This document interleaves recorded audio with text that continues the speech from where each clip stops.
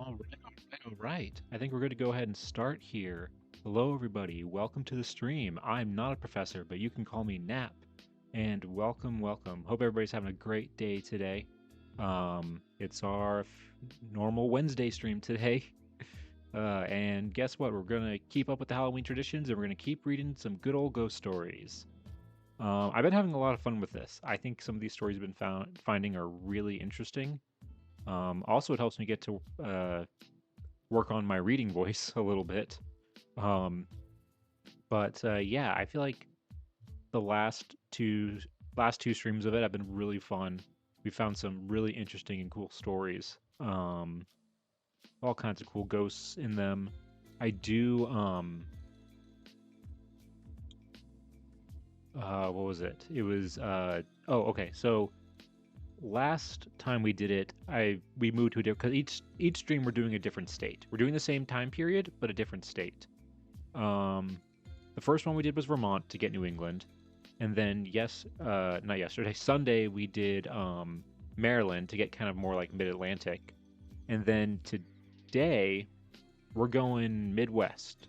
I decided to pick out of the Midwest. I just picked Wisconsin, and so today we're going to be getting some Midwest ghost stories, which will be really, I think, fun to read. Um,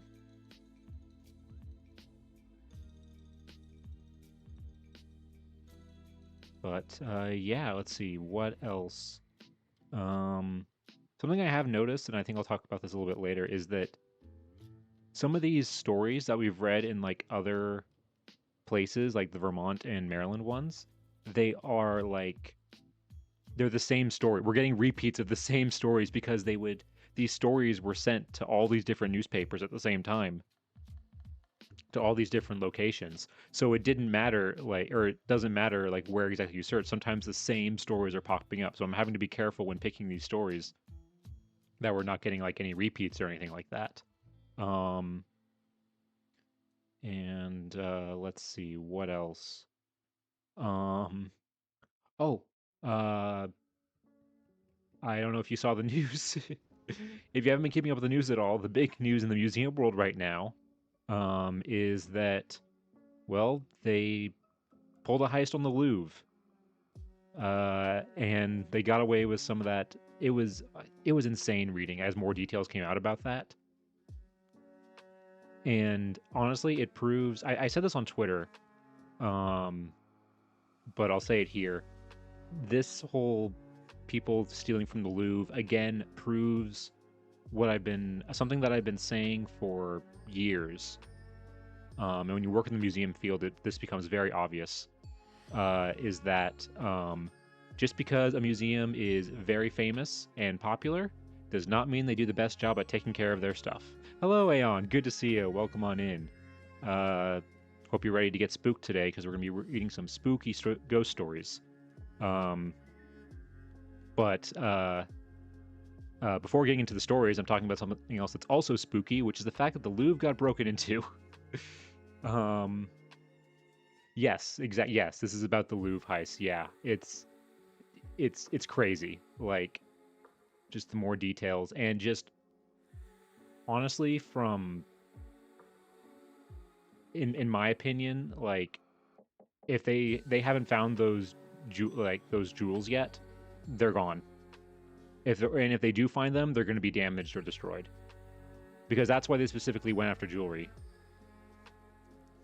Because it's the easiest thing to resell. That's what, with the way that the internet with the way that the internet and databases exist nowadays, doing an art heist for like an actual art piece is not practical because you're gonna have to sell that super black market, and then no one's gonna want to buy it because everybody's gonna know this thing was stolen.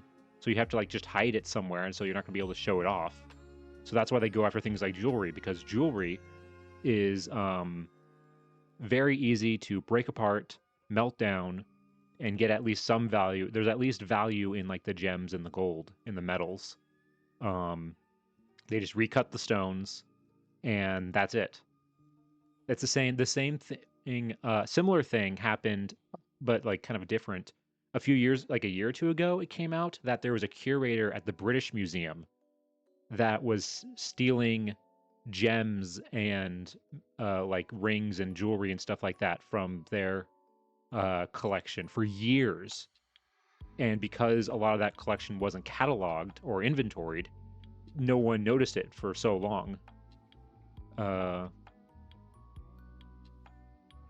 This is disappointing yet not surprising on a number of levels. Spent some time in the jewelry industry, so I'm depressingly familiar with a number of things that can be done to hide the provenance of the item. Oh yes, very much so. Yeah. And it also just proves the classic thing that you wear a high visibility vest or a safety vest and you just blend in anywhere. No one will question you at all. As apparently it worked here in this case. But yeah, and when you have a museum as big as the Louvre, it's so hard to keep security. It's going to cost the museum so much money to employ that many people, to keep people everywhere. It's crazy. And I think like some of the articles have come out, like these were clearly at least semi-professional like criminals who have probably done this before. Like it was very easy. It almost was like it's too easy for them to do it. Hey pirate, good to see you. Welcome on in. But let's see. Yeah, I think that's just kind of my piece on that. Talking about the Louvre heist that happened this weekend, and how those jewels are probably gone at this point because they haven't found them already.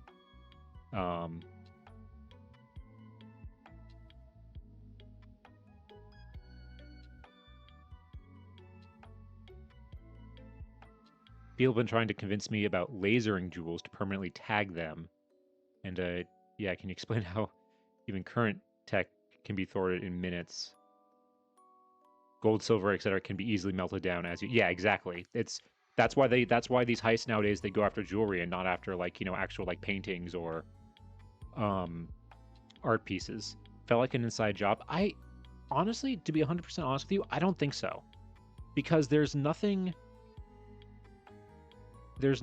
in like how they got in that to me that screams inside job, because how they got in, if it was an inside job, I don't think it was an inside job with the museum. I think it might have been an inside job, maybe, if anything, maybe with the company that was doing construction there. That's the only other. That's possibly with that, in terms of like how they were able to park right there and like no one got like caught. Like yeah, I felt it was with the construction company. Yeah, okay, I could see that. Yeah, because when you said inside job at first, my first initial thought was museum, but with the construction company, I could maybe see it, but even then, it's I think it's less likely, but who knows? And yeah, and I said this earlier. I said this on Twitter, and I said this earlier, but I'll say it again. Now that more people are coming in, this whole thing proves something that I've been saying for years about the museum field, and that's that just because a museum is famous or popular or like well known does not mean they're doing the best job of taking care of their stuff. Because that's an excuse that a lot of people use to like go against like, or to like deflect against repatriation and giving items that were like looted or stolen back to other countries. It's very common that they use that excuse of like, oh well, we can take care of it better than X country where this is from can. That's an excuse you see a lot, and again, this type of stuff proves that no, that's not the case. There's if anything, the people at home will be, or the people of the home country will probably take more care of it because it's actually their thing. But yeah, the classic heist movies had lied to us. Yeah. If anything, this seemed simpler than like most crazy stuff you see in like heist movies. They didn't even have to like, do like a national treasure thing where they like hack the computers and stuff like that, hack the security system, uh, the steal the Declaration of Independence. uh, by the way, National Treasure, one of my favorite movies, because I'm an American history nerd, and uh, and it's just a fun. I grew up with that movie, and it's one of my I love the American history aspect of it, and just the craziness of it. It's just so fun. Yeah, the laser fence. Yeah, there's no laser fence. Come on now. Like, we want the like Kai beams that you like have to like, uh like gymnast, like contortionist your way through in order to get them, get the stuff that's inside. Uh but yeah, I think on that note, let's go ahead and uh let's go ahead and get started here with reading our ghost stories. You think museums would spend millions on laser fences when they're constantly frustrating just to barely stay funded? Hey, they got to put that money somewhere. They have to do a specific fundraiser for the laser fence. That's what it has to be. That's what it has to be. Is that like you have to do like a I don't know, like a set up a 5K to do to fund the laser fence. Or or you set up, here we go, you set up like an obstacle course. Like you set up an obstacle course with like ropes to like represent a laser fence, and people have to like get through it, and you charge people to go through it. That's how you raise money. Boom. Maybe I shouldn't work in collections. Maybe I should work in marketing and funding and fundraising. I would go just to see the laser fence, to be fair. Yeah, exactly. That'd become an attraction in itself. All right. So let's go ahead here and let's head on over. Let's head on over to our ghost story. So today we're moving to a different part of the U.S. First one we did was Vermont. The second one we did was Maryland. This time we're moving to the Midwest. We're going to Wisconsin. I just picked a random state in the Midwest. And we got a good number of stories here. Oh, wait, actually, sorry, before we get into this, one other thing I want to mention. I've been teasing this a little bit, and I wanted to have like a little like a thumbnail kind of thing set up, or like an official like announcement ready for this, but unfortunately I didn't have time to make it, so I'm just going to do it now, just unceremoniously.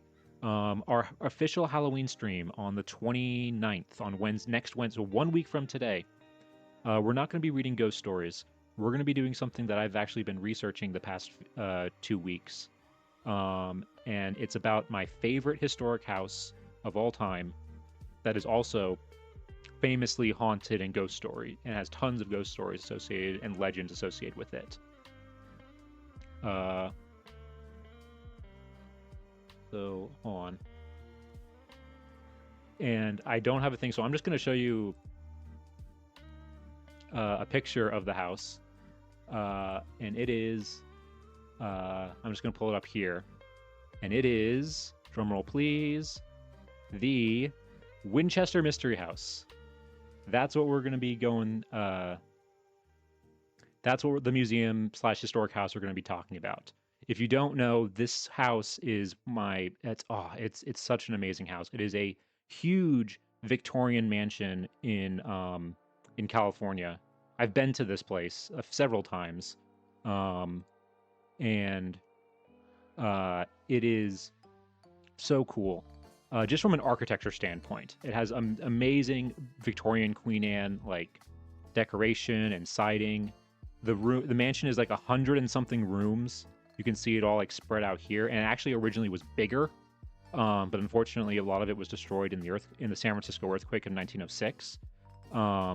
Has like beautiful like decorations and ballrooms in there and everything. It's awesome, but it also is famously haunted by with the whole legend behind the house is that the creator of it, the builder of it, Sarah Winchester, was the heir to the Winchester rifle fortune.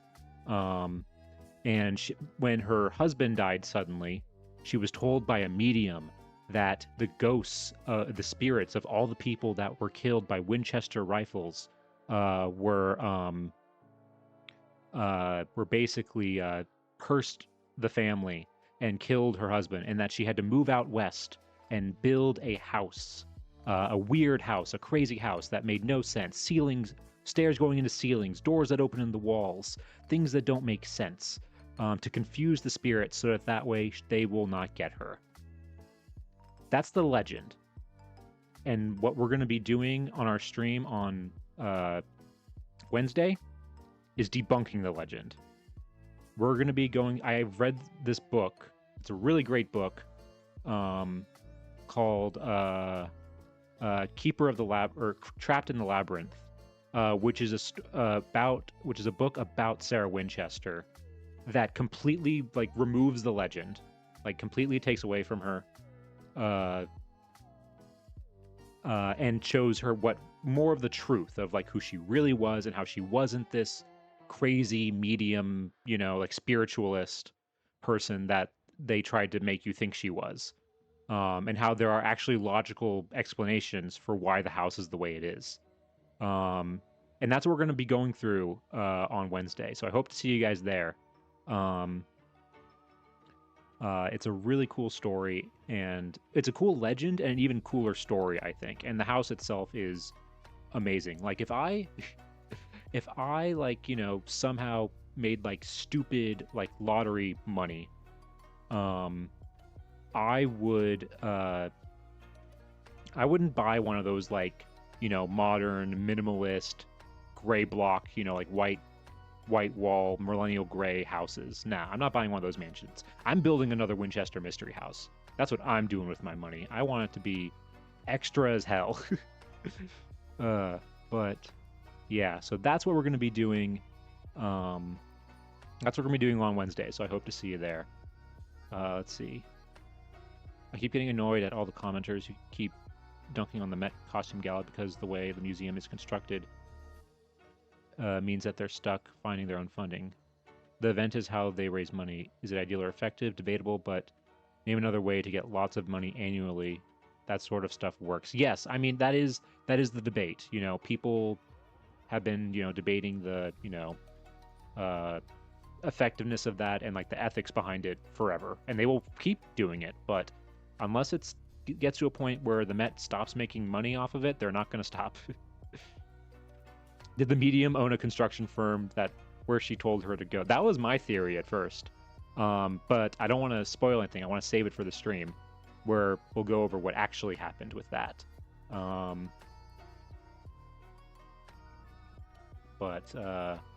Yeah, so let's go ahead then. Let's go ahead then and let's start reading some of these ghost stories. So yeah, so I picked out a couple here from Wisconsin. So let's start here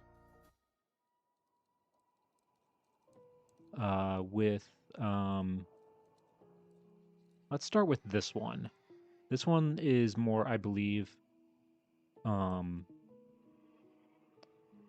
this is going to be a fictional story, and we'll see if this one continues the trend of, some of these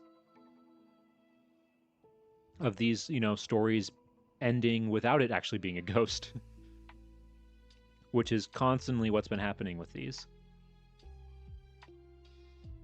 All right, so this one is Visions of Ghosts by Catherine Coop. All right. For years, the old house had stood within its vast grounds, spectral and mysterious by night, deserted and dilapidated by day. It was a rendezvous of ghosts by moonlight, a place of creeping things by the light of the sun. The children ran fearsomely past it on their way home from the village school, while the adults refused to go within the tumble-down gates for fear of the ghosts that tradition had placed within the spacious grounds. And yet, the gardens were most alluring with their assortment of old, gnarled trees, low shrubbery, and righteous vines that scrambled indiscriminately over the rooftop or garden wall. when a slim wedge of moon-cast trailing lights down from the starry heavens, the old haunted house assumed the splendors of a midnight fairyland. Uh, that ghosts were seen there was affirmed vigorously by most of the villagers, including the butcher, the baker, and the candlestick maker. Classic. Uh, they, one and all, spoke in whispers of the spectral figures that seemed to float in the very air about the old gardens. Of late, there had been rumors of weird music coming from behind the barred windows and the monotonous rhythmic chanting of voices. The story of noises had only of late penetrated the village intellect. It was the young minister himself who first whispered to his good wife a tale of dull music having reached his ears as he passed by the haunted house on his way to the parish church. She in turn spread the story, and more than ever the place was given a wide berth. Okay, I'm going to theorize right now, based on some of these stories that we read before. It's going to be predictions. It's going to be like people just teenagers like having a party or something like that, or like because they're hearing music, or it's like a band that's like practicing or something like that, and they're using the house because it's quiet and no one goes there to practice. That's my theory. We'll see if I'm right. It was the two strangers who were stopping at the quaint village inn who first expressed skepticism as to the actual existence of the ghosts. They doubted most empathetically the nightly appearance of the wraiths, but were far too tactful to express their opinions save to one another. However, when the moon was high in the heavens and the village had gone to sleep, Calvin Blake and Jimmy Rogers went out for a stroll. They did not want to disturb the peace of the scene by getting out their great touring car from the garage at the inn. They went out on foot. They were not discussing ghosts, nor even romance and tradition, when Jimmy clutched Calvin's arm and turned white under the beams of midnight moon. "Look, by Jove, Blake, I had no intoxicant for dinner, but I swear I see a couple of spooks there behind the clump of bushes." Blake laughed uproariously, then stopped suddenly. Two appalling screeches arose from the shrubbery, emitted weird,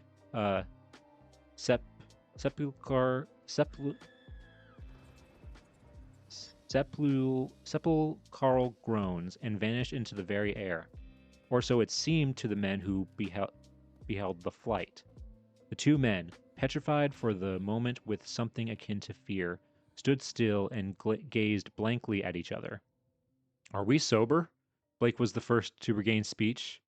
"That is the question," laughed Rogers, quickly recovering and feeling the normal warmth of his blood rushing back into his veins. "I seem to doubt our condition. Most certainly we saw something moving in the haunted garden. From my childhood visions of ghosts, I take it that what we have seen resembled spooks." Very closely, if I ever see anything like a phantom again, it will be me for the pledge. Let's go back to the inn. In the broad sunlight of the next day, the two skeptics viewed the apparition of the preceding night as a freak of imagination. They decided, nevertheless, to watch again at midnight. There was sufficient of adventure in the situation to appeal to them. "We will go straight into the old garden tonight and wait," Blake suggested, and slipped his revolver into his pocket. Oh god, he's gonna shoot the ghosts? Spooks may not possess anything shootable, but I'll bet we can give them a scare. How are you gonna scare them if they can't be shot? Accordingly, they emerged from the inn at 11 o'clock and made their way toward the haunted house. Even imaginary ghosts have a way of upsetting the nerves, and it was not without quickly beating hearts that Blake and Rogers entered the garden and took seats on the ancient front porch. They were hidden by masses of vines from the garden paths. The night was dark and cloudy and enhanced the fearsome silence. "Shucks," muttered Blake softly. "Ghostly meetings are not exactly thrilling. I feel groggy." "Shh," warned Rogers. "I hear a noise." His voice was a trifle husky. "My spine feels as if cold water were dripping from it." Both men held their breath. A wraith, making wild passes with its arms, came silently around the corner on the veranda. A moment later, it was joined by a second ghostly apparition, and the two, moaning and wailing, circled the house. When they reached the veranda a third time, Blake put his hand on the revolver in his pocket. Neither man had been able to make a sound, so loud was the beating of his heart, so tense his breath. When the ghosts linked arms and went slowly, stealthily down the garden path toward the shrubbery walk, back all the way to the top. Blake raised his hand swiftly, and a loud report echoed through the silence. The ghost screamed and would have darted into the darkness, but Blake and Rogers, their courage fully returned, ran swiftly after them. A hot pursuit followed, in which one ghost tripped on a gnarled branch and went headlong into the ground, while the other fled with a degree of speed that made the athletic Rogers pant. Blake stooped over the fallen wraith and picked it up in his arms. He breathed heavily when an inert but warm, living girl, and not a phantom, was revealed to his touch. The head fell back against its shoulder, and Blake became tangled in the masses of white chiffon that hid the face. Rogers, in hot relief, captured his ghost when she would have slipped beneath a lifted door that led to the cellar of the old house. "No, you don't, little wraith," he cried jubilantly, and caught her in an iron clasp. "You can't give me the slip like that." The second ghost did the only satisfactory thing and fainted in Roger's arms. He carried her out to a small patch of moss-green garden, where the moon, emerging from a bank of fog, revealed Blake, trying vainly to lift the veil from the face of the ghost he had captured. "Don't you dare take off my veil," commanded the indignant voice of the ghost. "I will haunt you for 1,000 years if you do." "I am not the least sure I would mind being haunted in this case." Jesus, man. All right, man. Rogers heard Blake reply. The wraith in his own arms was stirring faintly, with signs of returning consciousness. He heaved a sigh of relief. "My ghost," he cried triumphantly, "is a woman." "You've got nothing on me," laughed Blake. "So is mine." "When you two are finished discussing us," came a muffled voice, "we will be glad to return to our haunts." Rogers and Blake held fast to their prey. You will return to no haunt until we get a good look at the both of you," Jimmy said. Indignant sniffs came from two ghosts. "And tell us what all this monkey business means, frightening all the village out of its wits with your moaning and weird flights in this old garden." Calvin and Blake laughed. The ghost liked the laughter. They sighed resignedly. "If," said one of them, "you breathe not a word to anyone, we will tell you all about us." "Not a word." "We are writing and composing an operetta for a contest," said the ghost. "Absolute concentration was necessary, so we conceived the idea of taking possession of Uncle's old homestead and playing the part of haunts while we accomplish our work." Oh my god, I was kind of right. It was a music, they were practicing music. That's what it was. "We are supposed to be in Europe," confided the second ghost. "This seclusion was absolutely necessary if we were to accomplish anything. The old house is cozy inside, but we had to stop all the cracks and muffle all the sounds. The only air we get is at night, when we come out to haunt the garden." Both ghosts laughed softly. Both mortals joined them. "The only promise we are going to ask in return for keeping your secret until the opera is finished is that you permit us to add 2 more ghosts to village tradition, just sometimes, when you are taking your airings." "We have been just a trifle lonesome," admitted one phantom. Some months later, when the operetta had taken the prize, the money had to be divided between Mrs. James Rogers and Mrs. Calvin Blake.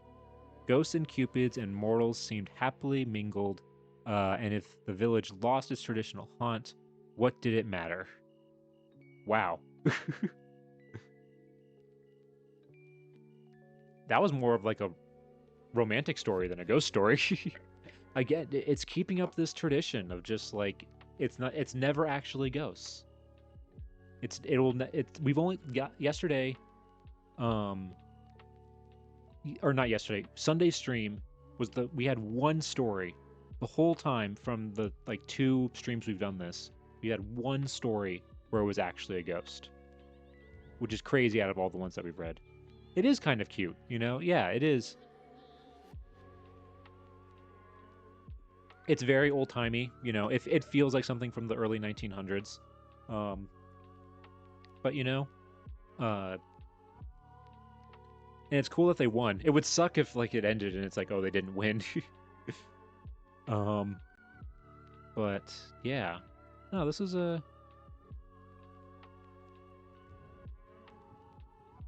good, like, story-wise. I like this one. It other than like the romance part, it really felt like a Scooby-Doo episode. I also really like the line here, "Are we sober?" Because that's just, again, another example of how people have never changed. That when they see something crazy, the first thing they question is like, am I sober? Am I? That's good.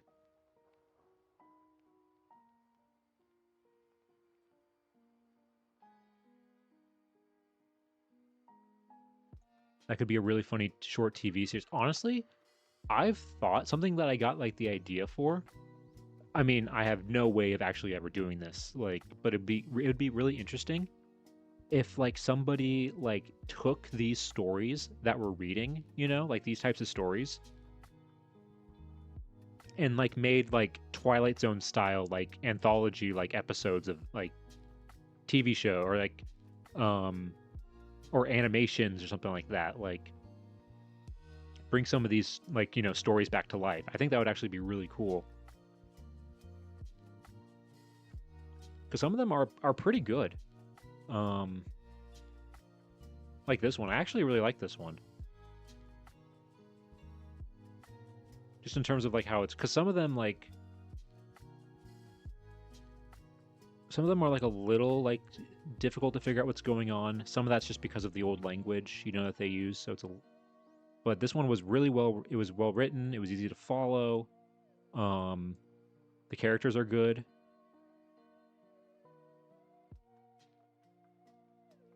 Like a short compilation series like Love, Death, and Yeah, something along those lines. I think would be really good.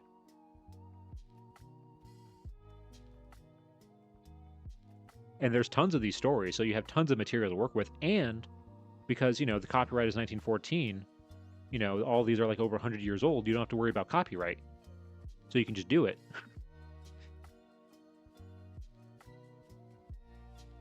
It'd be a way, and also it'd be kind of a cool way to like honor some of these like old writers, to honor someone like Catherine Coop.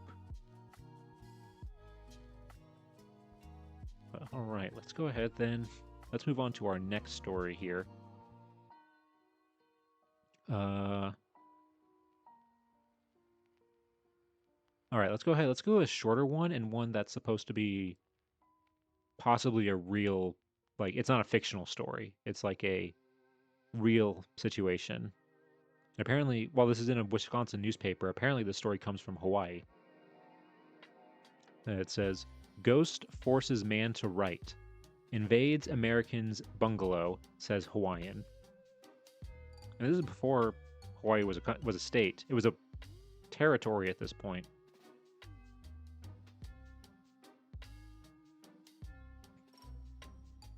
All right. Spectre smokes cigars and makes Maui Isle house owner take dictation, native asserts. All right. Let's see what this one is. John Hamakua, a native Hawaiian who recently arrived in this port in a fishing yawl coming from Malaya Bay, located on the east side of the Maui Island, has told a story among the Honolulu natives to the effect that a ghost is visiting the bungalow of an American named Mark Wellesley nightly, smoking the man's cigars and sitting in the bedchamber where Wesley sleeps. Hemabua declares that he was Wellesley's servant until the ghost appeared, Now the specter frightened him so badly that he fled in Wesley's yawl from McGregor's Landing. Dang, he got scared so bad he stole his boss's boat.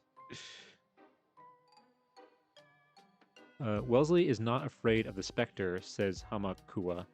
It came one night, suddenly appearing in one of his big easy chairs, and it looks like a flimsy white mist.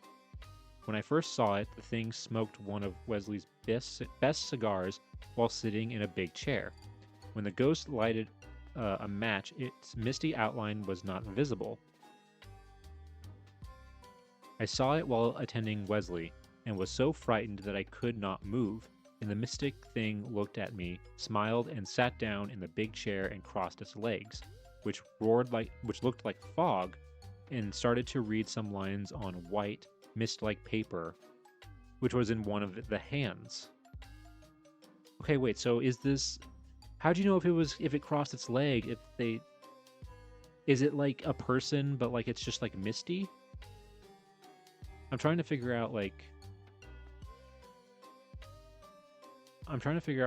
what this thing actually looks like. Because it sounds like he described it as like a mist, a flimsy white mist, but he's giving it all of these like descriptive features. I thought it was just like a cloud.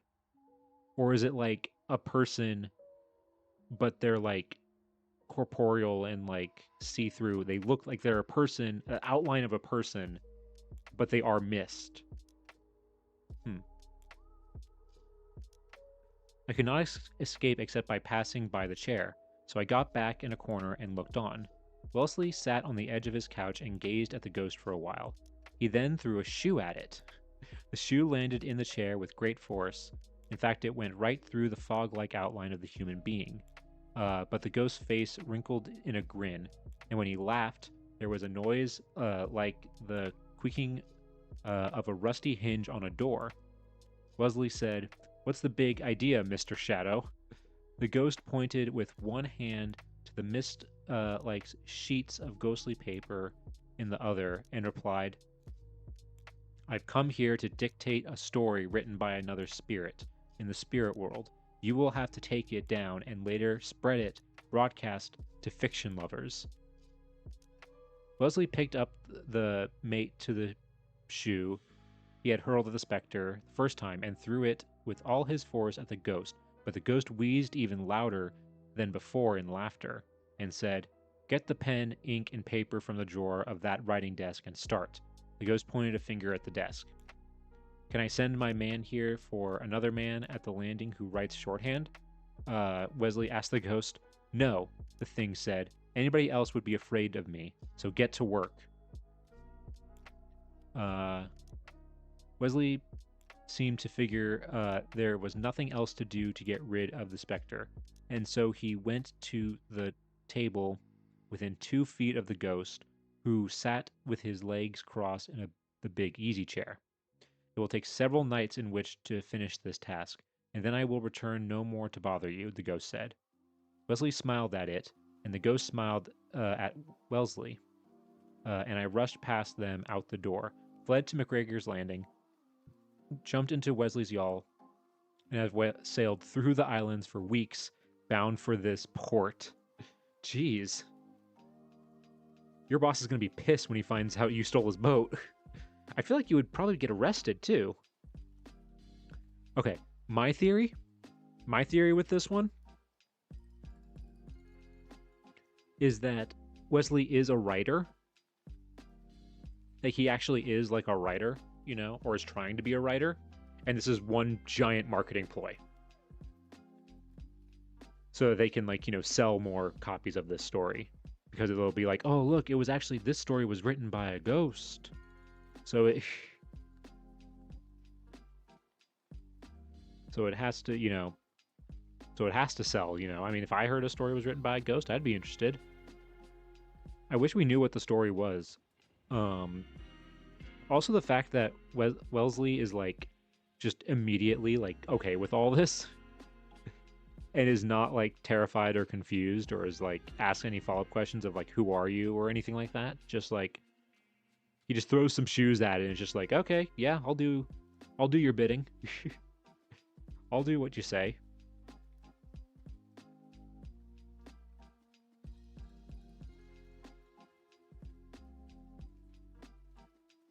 or he got into trouble. Then one lie became a series of lies. Oh, it just grew out of hand.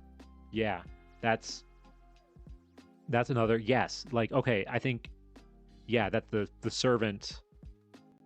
Yeah, the servant stole the boat and was just making up this story to like cover for what actually happened.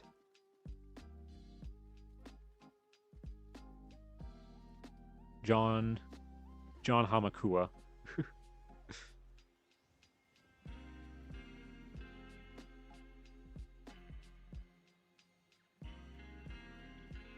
That's funny. Yeah, that's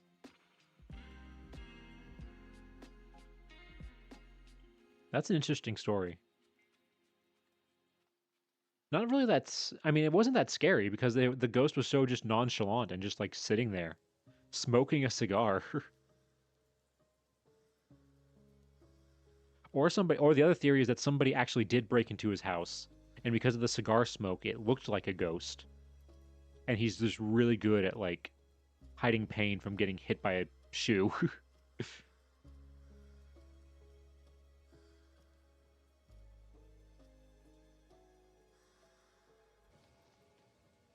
Who knows? All right, that was an all right one. I give it like I'll leave it like 6 out of 10 because parts of it were kind of funny in like how things were described. All right, our next one.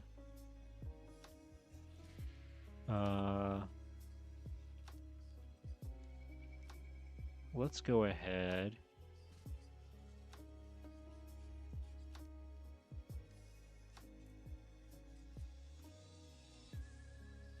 All right, let's go ahead and read this story next. This is, I think, a fictional one. Yeah.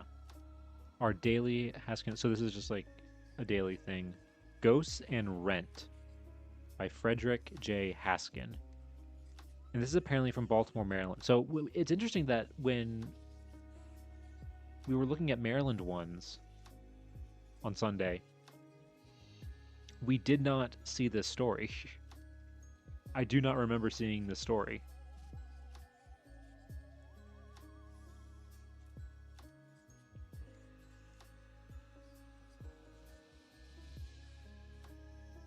All right, let's go ahead and let's read this one and see where it goes. I'm pretty sure this is a fictional one.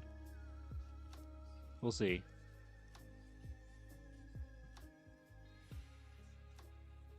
All right. Last fall, a man broke his lease and moved out of a house in one of the best residential districts here because he claimed he heard weird and singular noises that could not be accounted for. The owner of the house promptly sued for the rent, but the court upheld the action of the tenant. Then the owner sued for $15,000 in damages, asserting that the property has been slandered by the insinuations of the tenant that the house was haunted. This is one of the most unusual cases that has ever come up in any court. Both parties have strong and just arguments. The tenant was probably justified in moving from the house that contained inexplicable manifestations. It is all very well to say you don't believe in ghosts, but strange noises night after night are apt to get on your nerves. On the other hand, the owner was within his rights in attempting to hold the man onto his lease and in suing for slander, since accusations of this sort have often served to place a stigma on a house that has lasted for years. The most interesting feature of the case, however, is the defense of the tenant's attorney, who hold that no slander in regard to the property has occurred because ghosts do not exist. Ooh, I like that argument. That's a good argument. I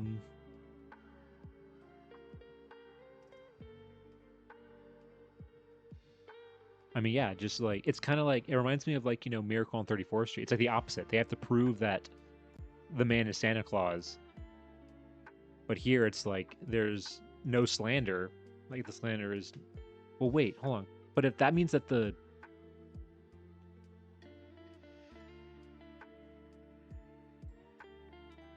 that's saying that there was no ghosts and that the person couldn't leave then because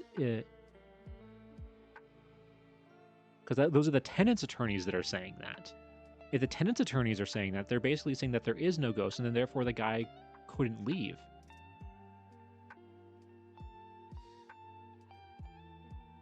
I feel like that's kind of like you kind of shot yourself in the foot with that.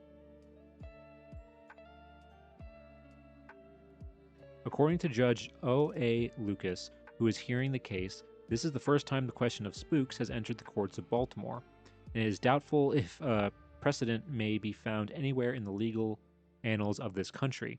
So far, the outcome of the case rests with the ability of the owner's attorneys to produce a photograph or other tangible evidence of ghosts in court within a month. If this cannot be done, then the suit will not be allowed to proceed. Oh, he's gonna get some like one of those old like fake like ghost photos where they just like do a double exposure.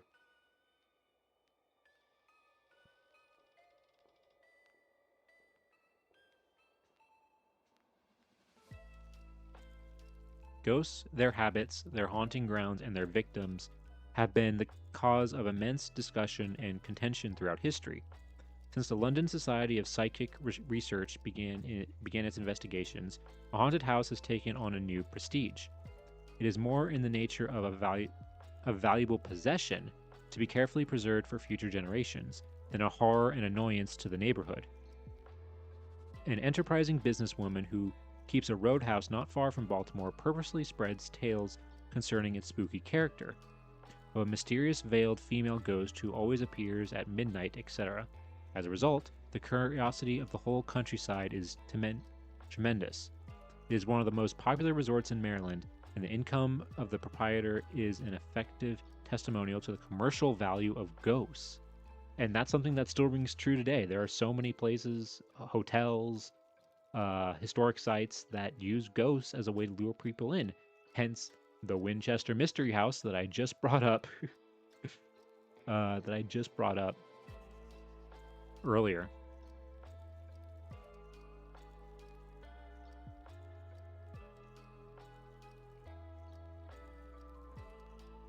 It is not so many years ago that every town, village, and hamlet had its haunted house, a forlorn and gloomy structure with rakish blinds and sunken doorsteps that sent an icy chill down the spine of each small figure that hurried past it on his way to school. For years, such a house would stand an isolated monument to spooks, shunned even by animals, until it slowly fell to pieces or until some workmen could be introduced to visit the grounds in broad daylight and tear it down. Shortly after the Civil War, the inhabitants of a small village near Philadelphia were terrified by a regular appearance of an energetic ghost on the property of one of the foremost citizens that lay on a lonely stretch of road. Every night, just as the village clock struck 12, a white figure was seen to appear in the front yard of the house, which was an old colonial structure, give a few flaps of its arms, and utter a long, plaintive cry that caused its hearers to shudder.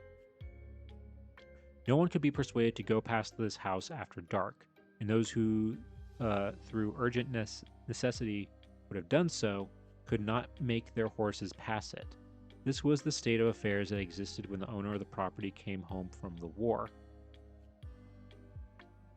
A sturdy young soldier. The owner was a sturdy young soldier who had encountered greater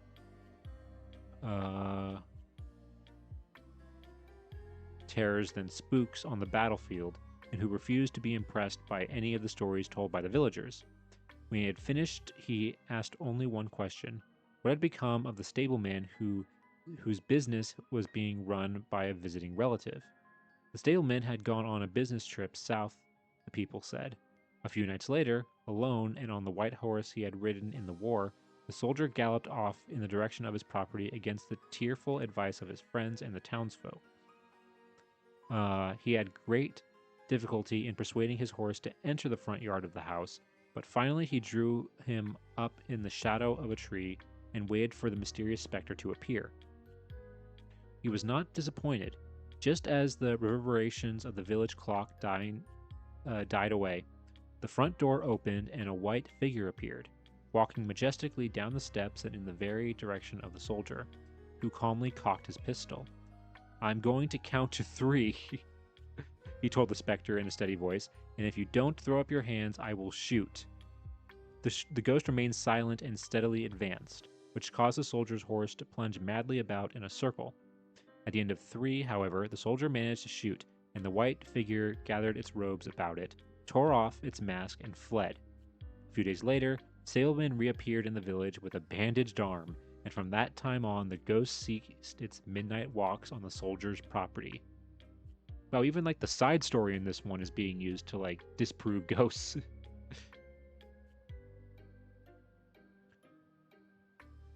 In this case, the motive of the ghost was perfectly clear.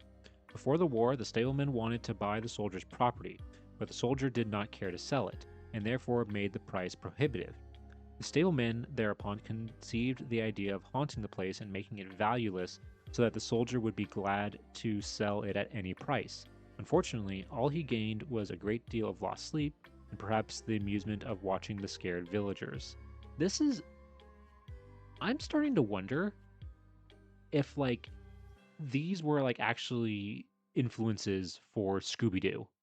Like, if the writers or creators of Scooby-Doo, like, read stories like this for, like, their inspiration. Because this reads exactly like a Scooby-Doo episode. Like, everything is, like, like, the whole idea of doing it to, like, keep people away, to drive down the value of something so that they can make money. Like, the only thing it's missing is, like, a treasure. Because that was a common theme in Scooby-Doo too, was just like there's always a treasure. There's always a treasure that they're trying to get. Life imitates art, or is it vice versa? I'm not sure in this case. Well, because I thought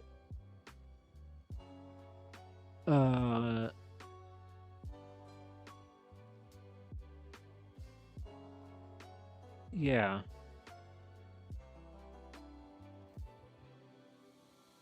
Yeah. Because, I mean, he doesn't name a specific place. He just says on a small village near Philadelphia. So we don't know where exactly this was. If this actually happened.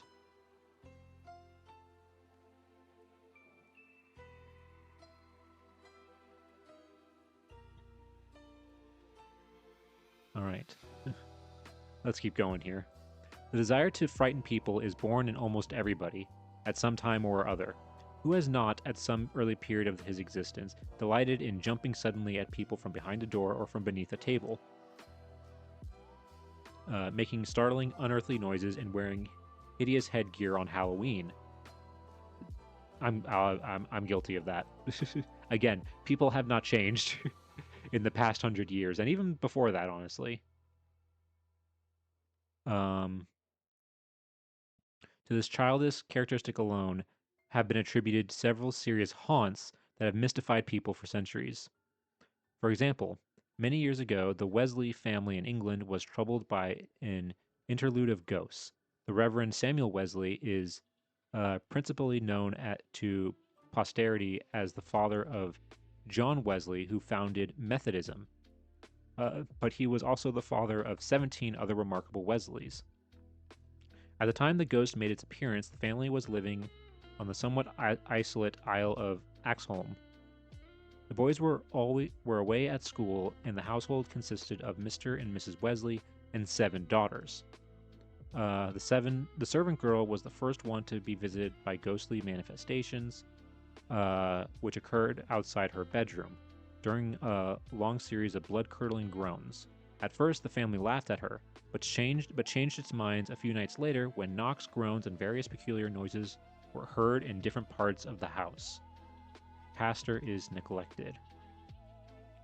For some time, the Reverend Samuel was neglected by the ghost and was furious at his family for paying any attention to what he termed the superstitious vagaries of a servant girl. After this, the ghost devoted most of his energies to annoying the Reverend Samuel until he became convinced and sent for 2 ministers to come and help him exorcise the devil from his house. The nerves of the family were reached a precarious stage when the ghost disappeared as suddenly as it had come, and the household was once more left in peace. While nothing was ever proved conclusively concerning the Wesley ghost, subsequent inquiry and investigation point to the activities of one what is that? Mabel Wesley, a girl of 18 who had a lively disposition and a vivid imagination. Quite capable of adopting hauntings as a means of amusement. In looking up the past records of ghosts, it is surprising to note the number which have turned out to be the creations of children. Now that the Society for Psychic Research is providing us with evidence of dissociated personality, telepathic current, and the various mysteries of our subliminal selves, it is comforting to discover that the greatest spooks of the past have been unquestionably human. In the meantime, the Baltimore court is awaiting with interest the evidence of defendants' attorneys concerning the existence of ghosts. This one, okay. I mean, they just kind of use this as an excuse to talk about like a bunch of little short ghost stories. I worked in a haunted house. I did a good job at scaring people. The police got called on us because people thought an actual murder was happening. Oh, that's crazy. That's good. We do have ads that are going to be starting soon, about 3 minutes of ads. So I'm not going to start the next story until the ads are over. So we'll wait on that. But yeah, no, this was good. And again, it just proves that even in like these like, you know, normal or like not normal, I mean like more realistic stories that are like supposedly like real, they're still discounting that it's ghosts. Literally, like that one was literally a the Civil War one was literally a Scooby-Doo episode. It's crazy. Yeah, I genuinely like I'm genuinely starting to think that these stories inspired Scooby-Doo, because so many of them read like that. And also, like, when you think about it too, in the Scooby-Doo, like the old cartoon, the original cartoon, a lot of like the like houses and stuff like that they go to are Victorian houses, because in the 60s those were considered like, you know, scary, like old dilapidated, you know, old-fashioned houses, you know. It'd be equivalents, you know, of like, you know, if they made Scooby-Doo today, they go to like a mid-century modern house. Like a house that, like, you know, looks like something out of The Incredibles. That'd actually be really funny.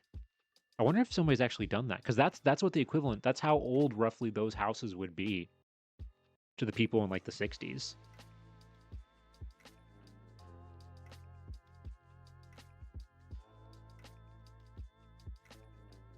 Yeah, I wonder.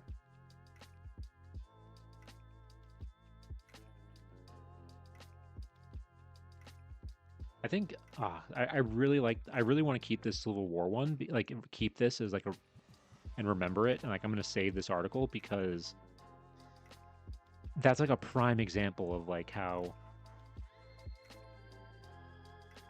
people from this era, they all like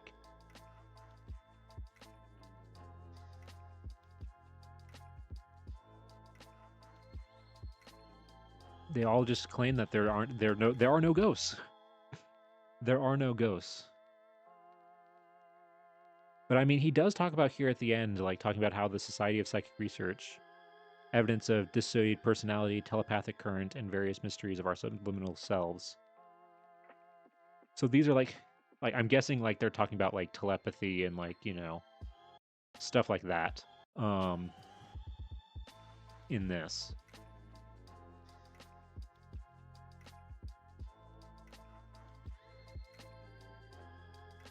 because they're saying like that stuff is like stuff that they're discovering and that's like new. So like maybe they have in their and because it's like a research thing, a society for psychic research, they're seeing it more from like that between like from more of a scientific perspective. But he's talking about like these old things, you know, all these like kind of old style ghosts that they're like ghost stories and stuff that they're used to talking about are actually um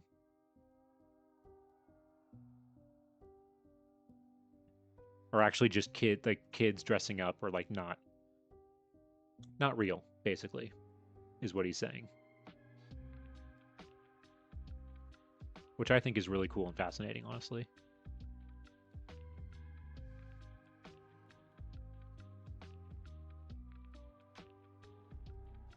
And it also makes me wonder if we're going to get another uh if we'll get another story today that is actually ghosts. At this point it doesn't seem like it, but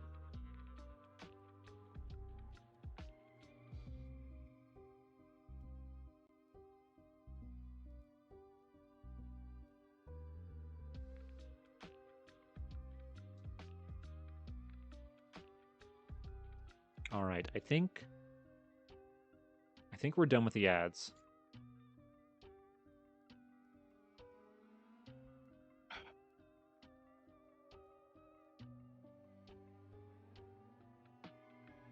All right, we're done with the ads, so let's move on to our next story. Let's go ahead and go with this one. I want to go with this one because the title is so funny. All right. Just this title, I found this one and just the title made me laugh. Ghost uppercuts like White Hope. Headless Phantom, a regular pugilist, has knockout wallop. Also good marathon runner. Hits Oysterman, who gets club, but Spirit is wise and runs away. That guy got uppercutted by a ghost.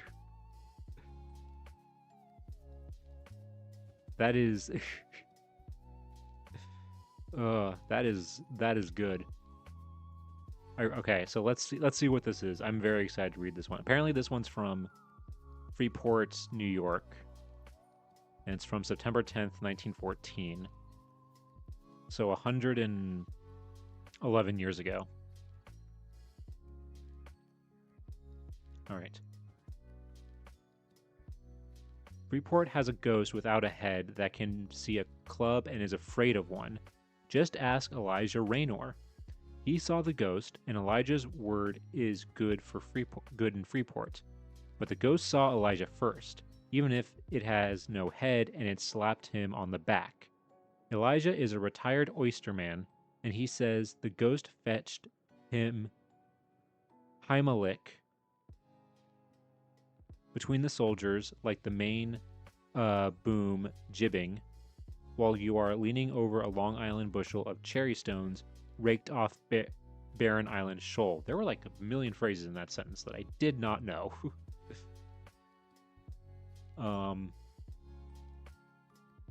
Okay, identifying the ghost was a task not beyond the powers of Freeport's talent. The oldest inhabitants have been so busy quarreling over whether it was colder this winter than it was in '69 that they have not got around to the ghost yet. There is a woman fortune teller here, however, who cleared that up in short order. She has been here ever since the New York woman detective, Mrs. Goodwin, began to discourage second sight. The local fortune teller says there was an awful crime committed once in Washington Avenue, near the public school. She remembers that a woman's head was cut off here. Nobody else remembered it until the fortune teller told about it, and now some people can almost tell you the decapitated woman's name. Sounds like the fortune teller just like gaslit the town, which is honestly what they do. That's where Elijah saw the ghost, or rather where the ghost saw Elijah, in Washington Avenue. Sherman Smith was out that night, too, and he saw the ghost It was dodging Elijah and his club the night Sherman saw it. In the first place, no ghost that ever sought reputable advertisement ever appeared first to a fisherman. Damn, okay, insulting much? Kind of classist. Elijah, of course, is not a fisherman in that sense of the word, but it looked to Elijah so like a spiritual mistake for a ghost without a head, and of course without eyes, to sneak upon him and soak him in the back, that he did not believe it was a sure enough ghost at first. He is a student of American history, too, and it struck him as bad taste with February 22nd so near that a ghost should jump him in a street named after George Washington. It struck several young persons to whom Elijah told the story the same way. Then Elijah got a club and lay for the ghost. It was out again, but as sharp as ever, and instead of asking Elijah to find its head, it dodged around the trees beside the public school. Elijah admits he ran to his home, quarter of a mile distant, and stayed there. Yeah, the ghost just like beating people up.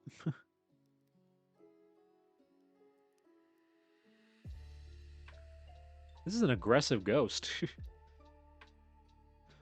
Just like hitting people on like the back and like beating people up. And then the ghost gets chased by a club. Can't blame the guy. Honestly, true. Like, but I just,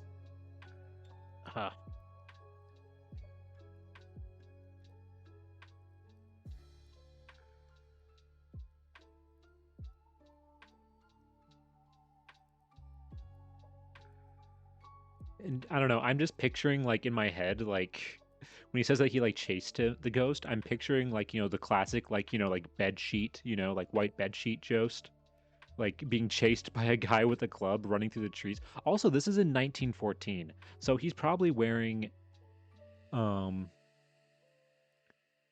like the guy chasing him with the club is probably wearing like, like coattails and like a nice like button-up shirt or something like that, and is trying to chase him. The ghost may not be real, but the violence seems so. Yes, these the ghost might not be real, but these hands are. uh,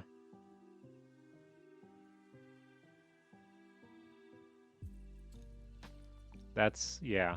And again, of course, nobody knows what ghost it is until the fortune teller brings it up.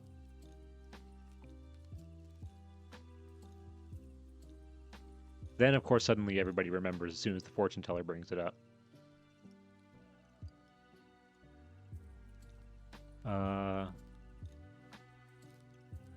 Sorry, I just saw the word clown act, and I just needed to see what this was.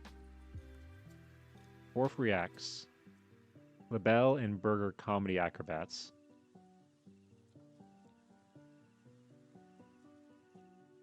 That's almost as scary as the ghost story, honestly.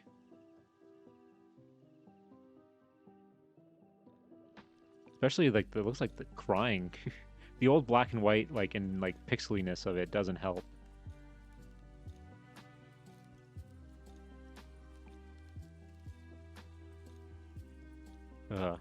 I like this one. This one was just funny, honestly. If anything. Not really that scary, but like just funny.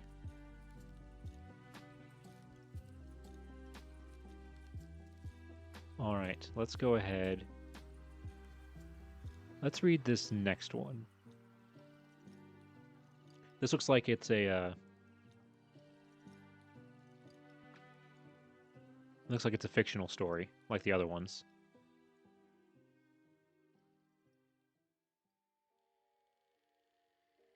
All right, Playing the Ghost by Claude Cizin, or Claudine. Claudine Cizin. Considering that the title is called Playing the Ghost, I'm gonna guess that there's probably not gonna be a real ghost in this one. It's probably gonna be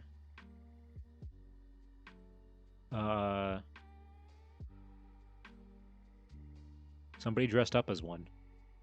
And probably some kids. Probably some kids just like messing around. Alright, let's go ahead and start. All right.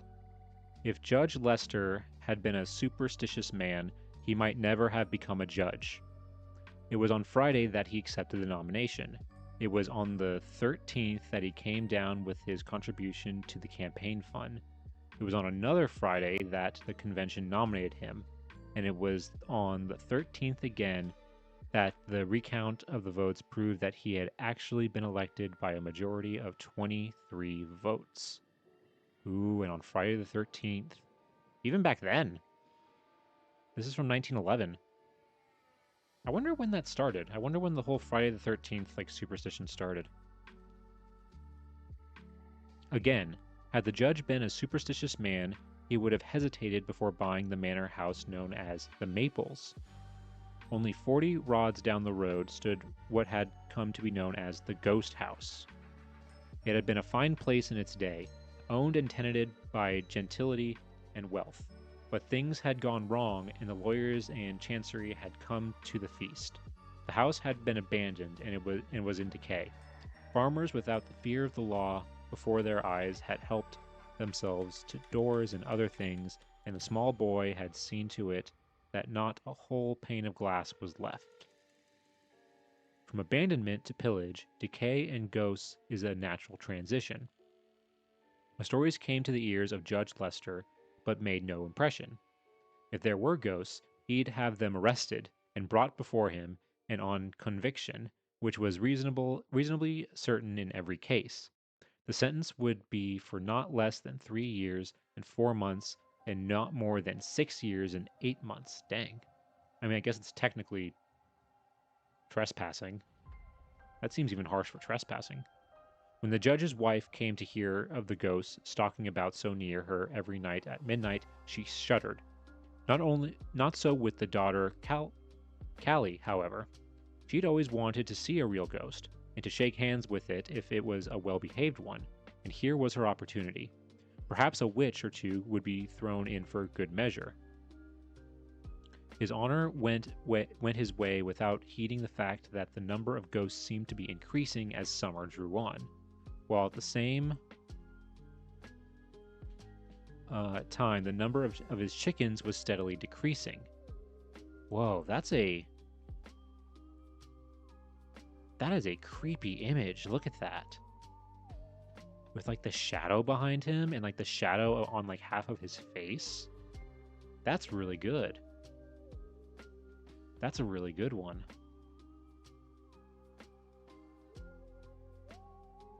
An electric cigar lighter was flashed. So maybe this one. Okay, I mean we haven't gotten to this part in the story yet, so I'll stop looking at it because maybe that's a spoiler. On 2 or 3 occasions, his attention was called to whoops and yells that sounded very human from the ghost house, but he was busy with his law books and did not investigate. Well, I think that's your own fault then. It was Miss Callie who solved the problem. That is, when she was out one morning galloping over the wet grass to get her share of the dew cure, she saw 5 strapping big tramps leave the ghost house in a single file to scatter over the country and tell the sad story of losing their all in the Great Chicago Fire. Their appearance started a train of thought that was to solidify 2 weeks later, when her chum, Molly Parsons, came up from a month's stay. A haunted house? You don't mean it, replied the visitor. Honest Injun. Are there any ghosts? No. There are tramps sleeping there at their nights, which is better for us. We are to be the ghosts. Molly Parsons, you get ready for the time of your life. We are going to scare a dozen wary willies most to death. But your father and mother? They are not up to date, dear. In the afternoon, we raise a ladder to my window to trim the ivy. It is left there. At night, we descend and the ghosts walk. We have pillowcases drawn over our heads and sheets draped around our bodies. And we glide to and fro and say hist and death. Lands, but won't it be fun? 3 or 4 nights later, the affair came off. but not exactly according to program. Miss Callie had got the idea that at least 5 tramps found lodgings in the ghost house every night, whereas there were nights where none sought the place at all. No tramp can ever tell just where he will be when night falls. Important business or the police may detain him. The idea of the girls was to invade the house in advance of all callers, and they were successful in this. By the help of a candle, they found their way in and to a room upstairs, and they sat down on the floor to tremble and shiver and wish they were out of it. It suddenly began to rain, and it didn't add to the cheer of the situation.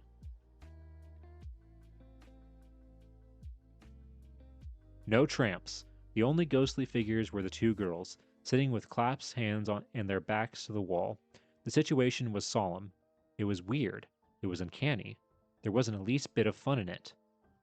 Hist, a step, a swear word. A man enters the open front doors. Mr. George Fenwick, artist, coming up from the city on a late train to the house of his brother, had found the rain and mud too much for him and had sought shelter. He batted his wet felt hat against the wall. He scraped his muddy feet on the floor. He swore in a soft and gentle way. Not to be wicked, but just to make the weather behave itself. He's no tramp, whispered Miss Callie to her friend. No? He's some nice young man. You can tell by his way of swearing.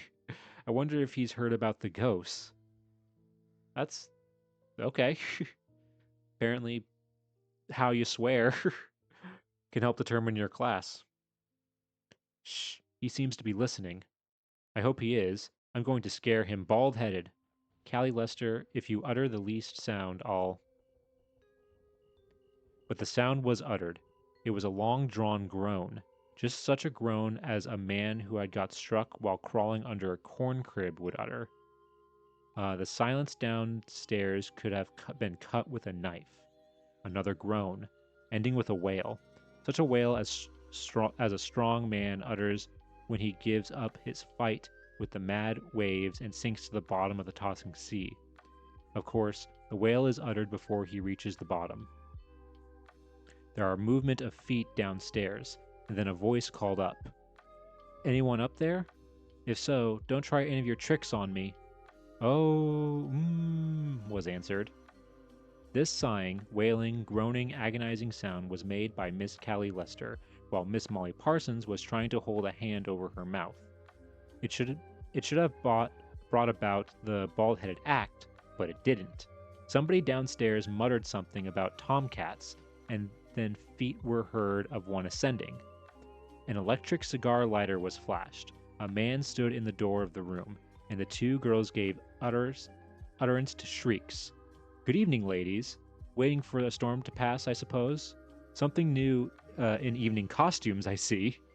I should be happy to paint you both as you sit there. The wailing and groaning was perfect. Why don't you try it for the phonograph?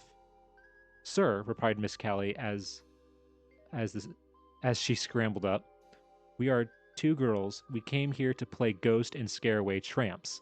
It's just a lark. We are now going home, and no, I won't follow. And as you are a gentleman, not a word or to any living soul. You have a candle there. Let me light it for you and show you out. And as they plodded home in rain and mud to climb the ladder, Miss Molly Parsons said, after a long silence, Callie, you arranged all this and led me into it, and now you've got to pay the penalty. How? You've got to marry the man we didn't scare. That's, well, okay. That seems like 0 to 100 really quick. Mr. Fenwick has been pretty constant in his calls at the Maples for the last year, and it was only the other evening that the judge woke from a nap to say, yes, he'll be asking for an interview with me in a very short time now.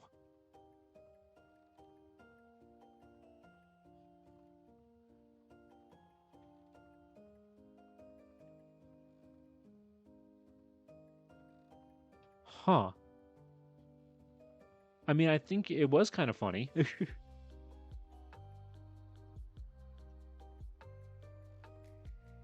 It was just like that ending bit of like I think she was joking.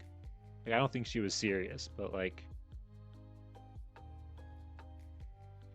Also, name drop right here from a nap. got a name drop in here. Oh God, what the hell is that? The original Billykin. Is it like a... Oh, it's a prehistoric... Okay. It's like an old, like, prehistoric... Philadelphia Academy of Natural Science finds the original in mounds in Arkansas. Okay. It's an old prehistoric figurine. It's just the drawing of it. The drawing of it is terrifying.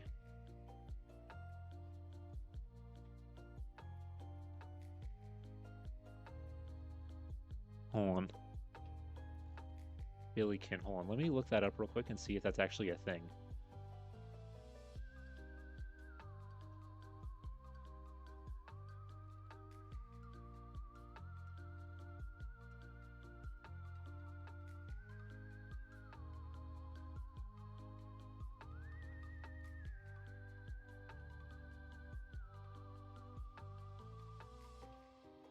Oh, wait. Oh, okay, hold on. That's what they call... Okay, the original Billiken. Okay. So, look at this. A Billiken, according to this, a Billiken is a charm doll created by an American art teacher and illustrator, Florence Perez of Kansas City, Missouri, who is said to have seen the mysterious figure in a dream. It is believed that Perez found the name Billiken in Bliss Charm's 1896 poem, Mr. Moon, a Song of the Little People. In 1908, she obtained a design patent on the ornamental design of Billiken, which she sold to the Billiken Company of Chicago. Billiken was monkey-like with pointed ears, a mischievous file, and a tuft of hair on its pointed head. His arms were short, and he was generally sitting with its legs stretched out in front of him. It's almost like a troll doll.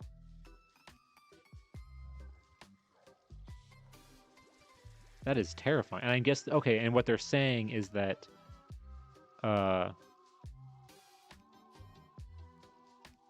what they're saying in this one, where is it? Wait, no, not this one. There we go. Here it is. This one.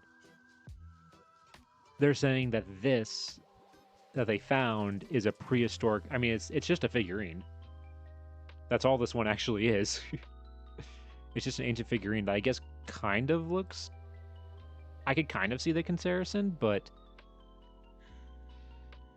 That's...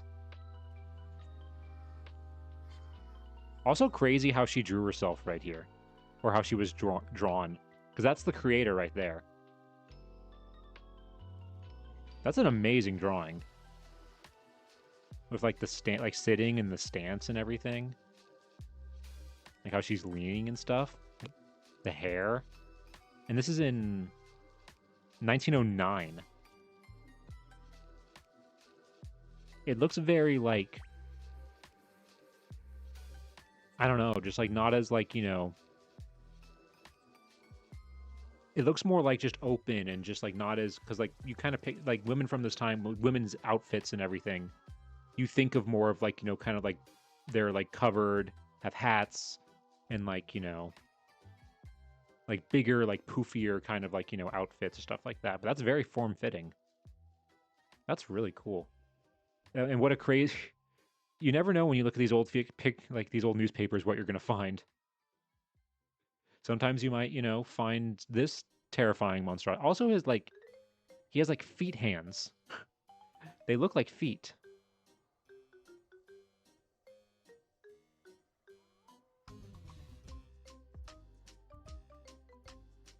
Also, the tree filled with faces of fruit don't help the creepiness either. It's 1911 annoying orange, basically. The Goblin tree. And here's the Goblin tree, a startling curiosity. It bears a fruit, but not a flower, and some are sweet and some are sour. The sour ones you will observe have features with a downward curve. Should you be choosing one to eat, be sure it smiles. The smiles are sweet. Huh. It reads like a this feels like, oh god, what's his name? The Giving Tree author. Silverstein?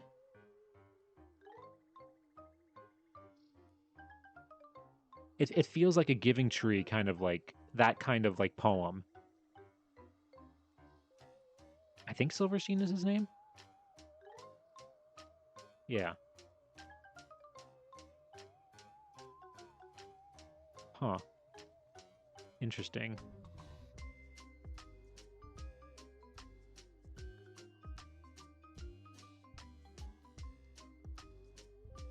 This page has a lot of crazy stuff on it.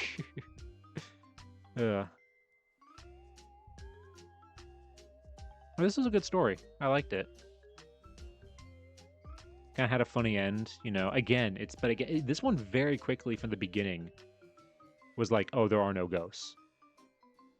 Like very quickly it went to that point. And initially I thought it was going to be ghosts because of this image. This is a creepy image. Even though it's actually not, now that we know based on the context of the story, it's not supposed to be creepy. It's actually supposed to be like kind of a more funny comedic moment. But how it's drawn is like terrifying.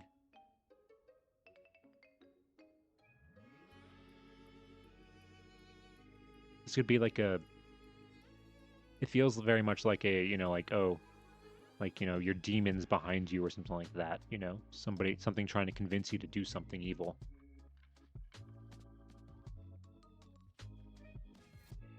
Okay. But yeah. Good one. I give this one like a 6. Or not 6, a 7. I give it a 7. It's better than that. 7.5. 7.5 out of 10. It was fun. A little weird at the end here. And I wish it would have hung on to like that maybe it was Ghost like a little bit longer. But I don't think it was trying to be a scary story. It was trying to be a comedic story. So I guess that makes sense. All right. Next one. Let's just go ahead and move on to this one here. The Tribune's daily short story, Ghost Meets Ghost by Molly Master. That's supposed to be like McMaster, and they just didn't put the C, they just put a comma. Okay. Let's see what we got here. There was not the slightest doubt as to the beauty and desirability of the small house. It nestled like a jewel among the velvety green of thick fir trees and faced the blue waters of the Sound. In the winter, it would resemble nothing so much as a cozy corner in the Valley of Diamonds. The gabled roof of the house would lie under an eiderdown of snowy snow, while blue-gray smoke would ascend from the great stone chimneys that supported each flank of the cottage. Doreen sighed heavily as she walked away from the little Long Island home on which she had to set her heart. It had been taken by a couple from the city not 2 hours before. The lease was signed. The real estate agent had shown it to Doreen, the while he lamented her keen disappointment. Never mind, he added, trying to mitigate her loss. Furvale is haunted by fearful specters that wail about among those fir trees and perpetrate ghastly tricks on the minds of the tenants. But did you not warn this couple? Asked Doreen, with a shade of hope in her eyes, because she was not afraid of ghosts. Oh yes, certainly I did, but they rather fancied the idea of seeing a real live ghost. They said city people seldom got a chance at anything so exciting. Doreen sniffed at the cold-blooded lack of imagination and walked slowly back to her own cottage that lay back to back with Furvale, and did not face the blue water of the Sound. She did not know that a second applicant for Furvale entered the real estate office even before her footsteps had died away in the distance. A young man wore more keenly disappointed than Doreen left the agent after having been shown the lease signed by the fortunate couple from the city. They won't consider themselves lucky by the time I have become a ghost and haunted them into ghastly fears of insanity and longings for specterless city flats, muttered Jimmy Barker as he made his frustrated way back to his own abode. That's a long sentence to mutter to yourself. But it looks like we're going to have a similar story here. Jimmy boarded in a sort of farmhouse and was sick of boarding. He wanted Furvale, and wanted it badly. It was the only cottage in all his days that made Jimmy Barker plan hideous tricks. The new couple had scarcely been settled in Furvale before the specter of imagination began to wail about the fur-shadowed property. Oh, wait, okay. Hold on. Before we keep reading, I'm going to do a prediction. I haven't read ahead. My prediction is that both this guy, this Jimmy Barker guy, and the owner of the house, or the owner of it who signed the lease, what's her name? Doreen. They're both they're both gonna dress up as ghosts to try to scare the couple. They're either gonna scare each other and like run away, or they're gonna scare each other and then fall in love and become a couple. Because that's how most of these things end. That's my theory. So we'll see what happens.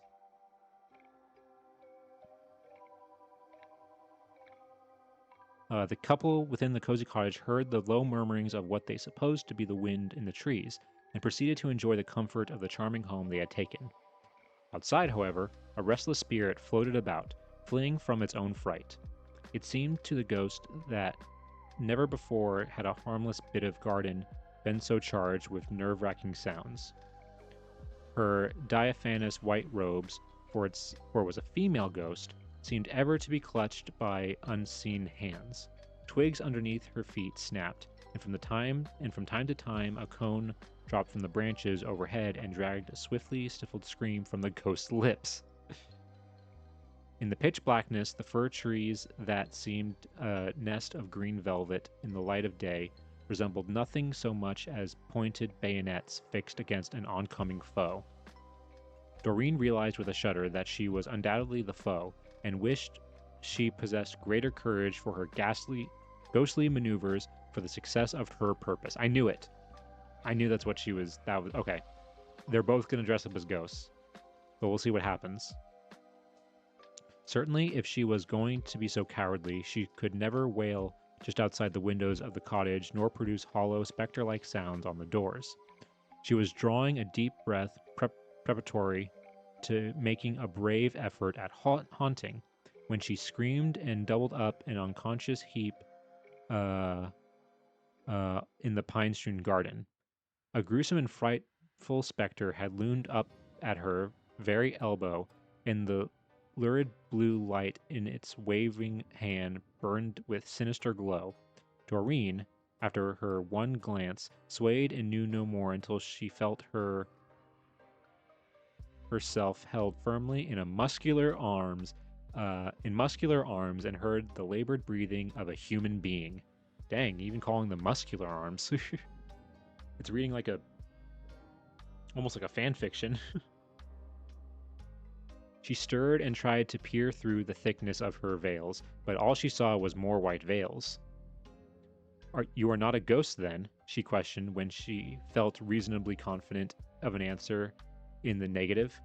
Great Scott, you gave me an awful fright, Jimmy Barker said, and mopped his brow with a portion of his ghostly raiment. I thought you had gone off for good. He released Doreen from his arms, and when he saw that she was quite capable of standing on her own feet, a sigh of relief escaped him. What in the deuce are you doing prowling about in the dark garden? He questioned, wishing he could get a look at her face. And what, pray, are you doing in this? It is not a dank garden, she said with some heat. It is a most delightful garden, and in the winter it is just like a valley of diamonds, she said. Dippy, thought Jimmy, and might as well be excused for his conviction until Doreen spoke again. If you want to know the truth, she told him with a soft laugh, that Jimmy found most charming. Oh, okay, we're getting some romance here. Uh, I am simply trying to haunt these people out of their new home. I want it so badly that I am going to wail about this property until they get out for fear of losing their minds. Jimmy laughed and drew a trifle near the other ghost. Two haunts would certainly move them quicker than one, don't you think so? Now, I have come here with the same evil intentions as yourself, so the best we can do is to join forces and do our haunting together. Doreen certainly wanted the presence of a strong, muscular man, such as she knew the second ghost to be, in order to stifle her own fears and make the haunting a more pleasant business. They're really focusing on how big and strong he is. Is it who wrote this one again? Hold on. Molly? Molly knows what she wants.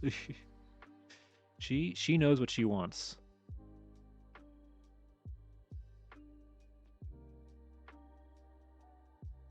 All right. Yet she left that it was not quite conventional to meet a strange man every night, even for the task of getting the city couple out of Furvale. However, the man would never see her face to face, and they would always be perfect strangers. So why hesitate? But you want the house as badly as I do, she said generously, and we cannot both have it. That is a fact at present, but one that could be happily altered if by any chance but that is rather looking ahead, and you might be cross-eyed and pigeon-toed.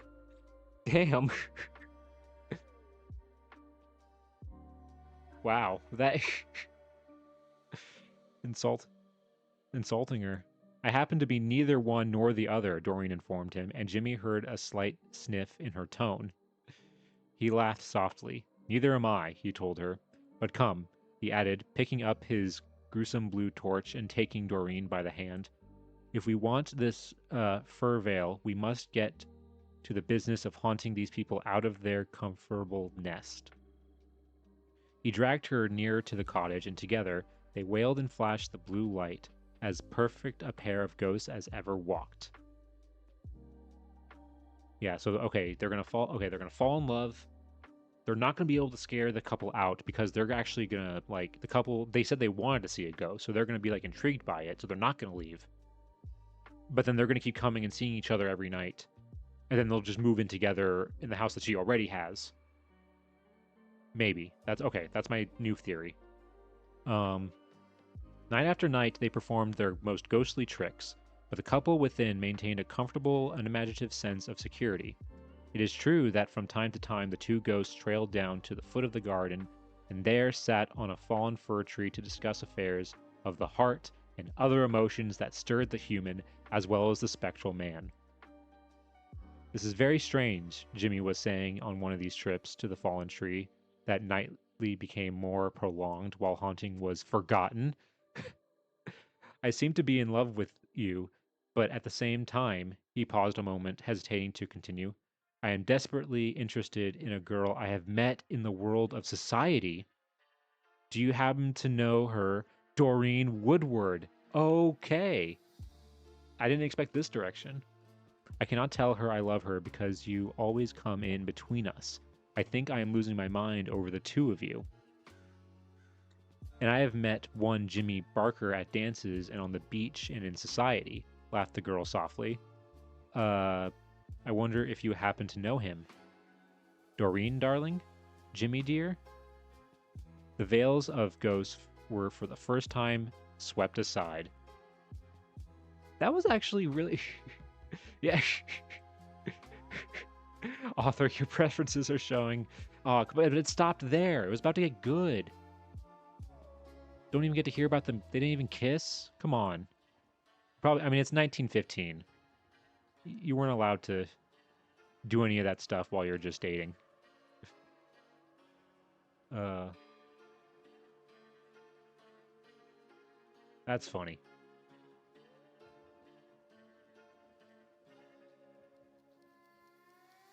That is really funny.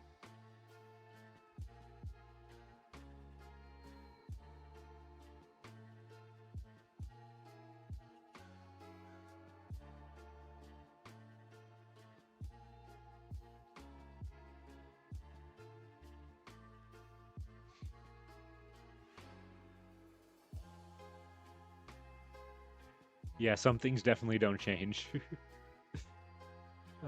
That's funny. That one was fun just as like just a story, you know?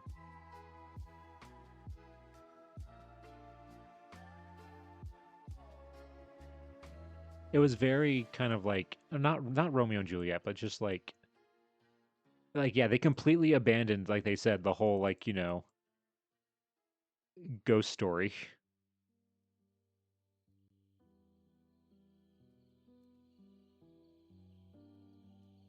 Variations of the enemies to lovers, but also mixed identities, yeah, where they don't know. So I guess every time they saw each other, they were covered in like the veils. You would think that they would recognize each other's voices if they actually like went to dances together and stuff. I feel like if they like went to dances together, like they would or dance together, unless they never like when they at the dances they just didn't talk to each other, they just danced.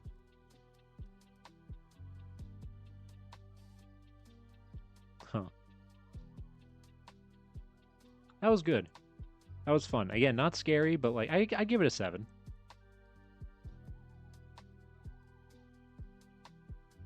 But yeah, this Molly definitely has a type.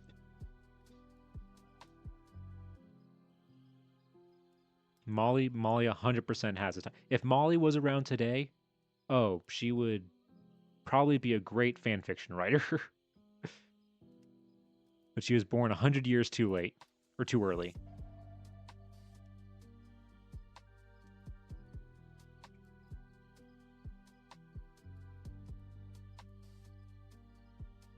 All right, so let's move on to our next one here. All right, let's do this one. This one is called The Ghost Candy, or The Candy Ghost. Now, this sounds like a Scooby Doo episode, if anything. When the author cannot help but out themselves, yeah. uh,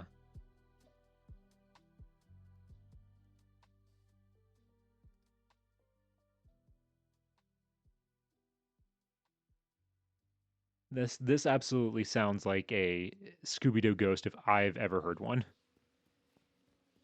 Well, isn't there? There is a ghost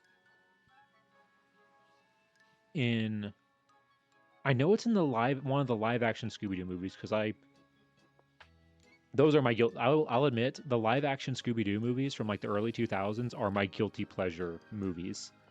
I grew up with those movies and I love them so much. I know they're like as movies they're not like great, but I love them.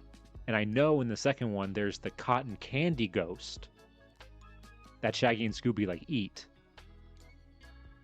There's a cotton candy ghost, but so that's kind of similar to this, but well, let's see if it ends up being like a Scooby Doo, like a Scooby Doo one. All right, the cotton or the can. God, now I keep thinking about the cotton candy ghost. The candy ghost. Young Mrs. Morway stood on the bottom stair surveying the library table at her left. On it still reposed the 5-pound box which she and her husband had left there the night before, filled to the brim with the finest chocolates. She had eaten only 2, and Harold had eaten none. Now the box was absolutely empty. They stared at each other unbelievingly. Then Mrs. Morway tossed her head and went in to breakfast. If Harold really thought it was funny, let him keep it up. She would find the candy uh, when she straightened up the house. As for Morway, he felt that he was being trifled with. Ooh, so it's like the case of the missing candy. Okay, it's probably going to be, okay, prediction time. It's probably going to be somebody snuck in and took the candy. Doesn't say anything about them having kids. It's going to be like maybe a servant took the candy or, hmm,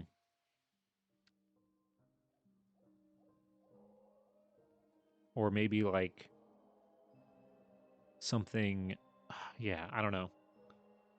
The messy divorce, maybe. I mean, we'll see how much this strains their relationship. Because it just seems like it was just one night. They had like 5 pounds of chocolate. That is so much chocolate. All right. The constraint lasted several days, during which neither mentioned the mysterious disappearance of 5 pounds of perfectly good candy. Janet had turned the house upside down without finding the hidden sweets. Then she brought home a bag of molasses chips, and the next morning, when she came downstairs, Harold with her, they both gasped. The molasses chips bag was empty. Thereupon they made common cause of the trouble. I think I had So a few months ago, I did for my 1 year anniversary stream, I ate a bunch of old style candy on stream, and I think I had molasses chips. They honestly weren't that good. Or it was like molasses like hard candy. It tasted more like a cough drop. Um, huh. So I mean, but I guess this is 1910. They don't got anything else when it comes to like good candy, so that's all they got. There isn't another living soul in the house but you and me, Janet quaved, almost tearfully. Even the maid is away on a visit. There isn't a thing disturbed or taken but the candy, and every door and window is locked, as it should be. There's no use talking, Harold. We've got a ghost. Nonsense, Morway hastened to say, though he said it nervously. Still, the candy's gone. It's decidedly puzzling. It's ghastly, announced his wife, setting down the coffee pot with a little shivery bang. Harold, did you ever walk in your sleep? Never, declared her husband. Well, how would he know? He would be asleep. Well, if a ghost didn't take the candy, you must have done it, Mrs. Morway insisted. You've probably dug a hole in the coal pile down cellar and concealed it. Please, won't you shovel off some of the coal and see if... I will not, said her husband firmly. I'd rather endure a ghost. Besides, I tell you, I'd never do anything else when I sleep except sleep. Maybe you did it yourself. Why, Harold, his wife cried indignantly, you know I'm so afraid of the dark, but what could have taken it? I'm afraid to stay here alone today. The Morway's candy ghosts sprung into immense popularity among their friends, who insisted on a ghost party, but the Morways objected. They said if it was a ghost, they didn't want to see it, because somebody would have hysterics. They were sure it was a ghost because after leaving candy on the library table, they tied strings to their wrists and the other ends of the brass rods of the bed to disprove the sleepwalking theory.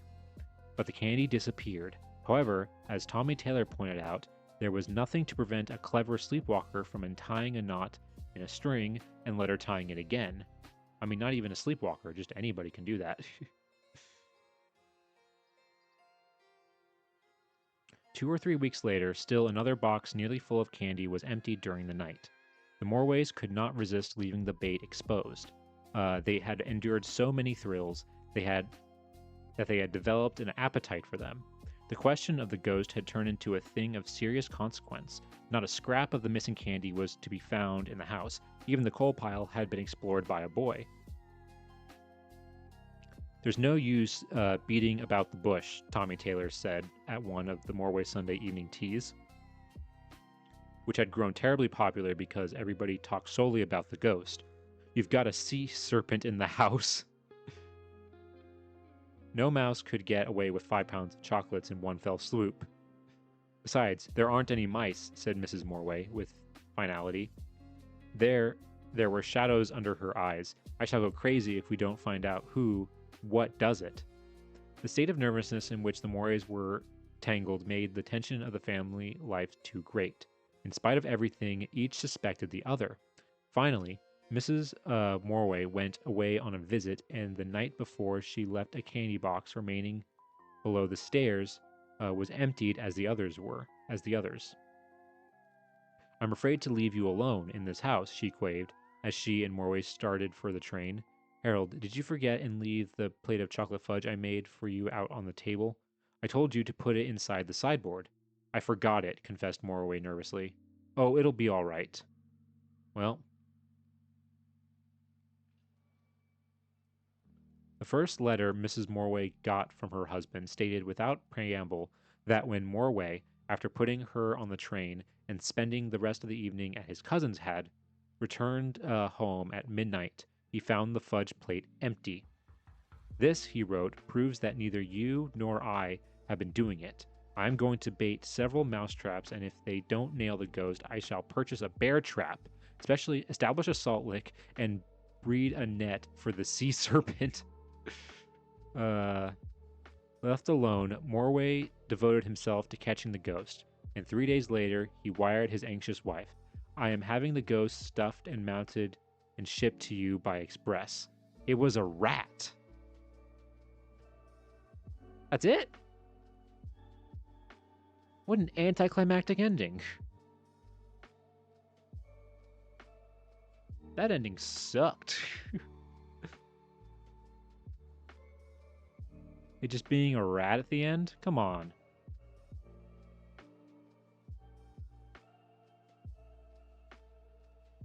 Yeah, boo, exactly. Come on, I want it to be... I mean, it has to be. I mean, I guess maybe the funny part is that it's a big rat, because I mean, they go stuffed and mounted and shipped to you. It's like, it has to, maybe like they're saying it was a huge rat. Because if it ate like 5 pounds of chocolate in like one evening, that has to be a huge rat. Like an absolutely gigantic rat.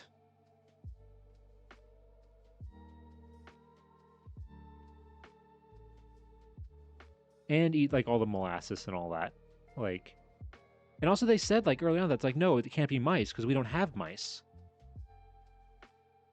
So then I guess maybe like, okay, if it's not mice, then oh, it has to be a rat. Dang, that. Okay, I was liking it, but that they just face planted on that ending.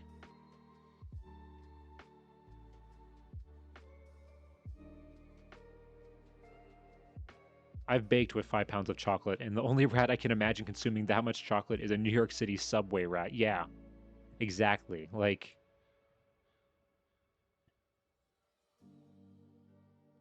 because not only did it eat 5 pounds of chocolate, it also then ate like tons of like molasses. And the fact that it didn't leave like any like droppings or anything like that, or anything that was like a sign that it was a rat.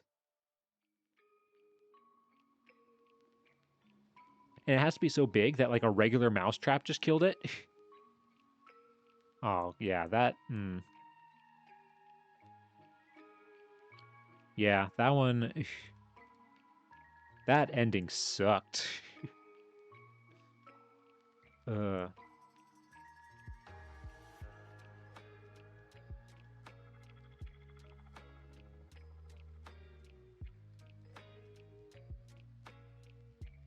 That was a... Yeah, that was a really...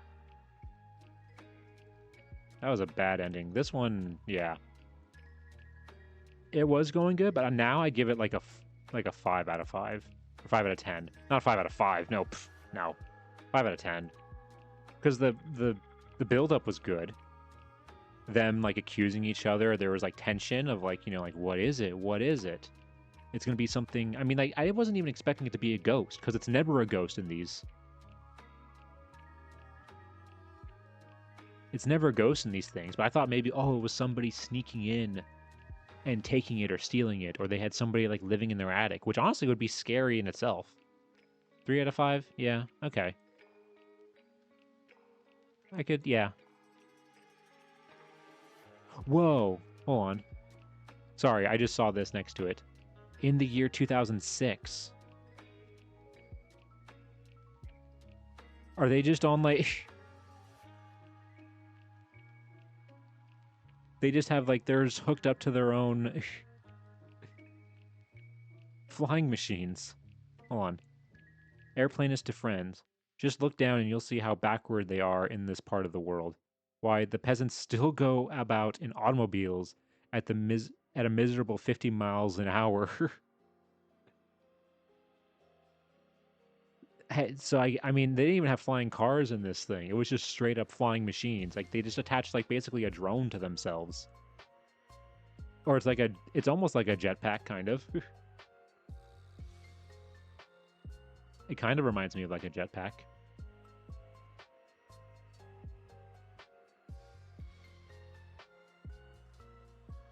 Also, they think that like in 2006, their cars are still going to look like this. Cars are still going to look like this, and people are still going to wear top hats and bowler hats and coattails. I mean, we still don't have the flying cars, which honestly, I'm okay with. I don't know if I want everybody to have a flying car.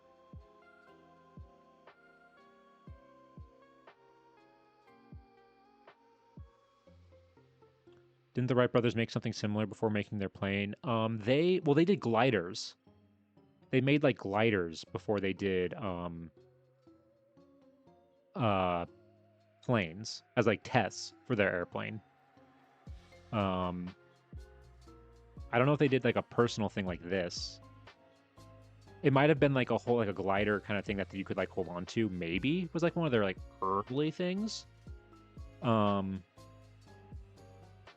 But it wasn't a motorized machine. They couldn't do a motorized thing until they did their first like flight at like Kitty Hawk.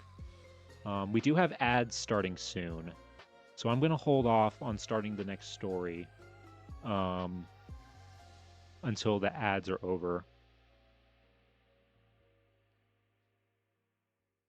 Only saw the one model at the National Air and Space Museum. Oh yeah, that's there.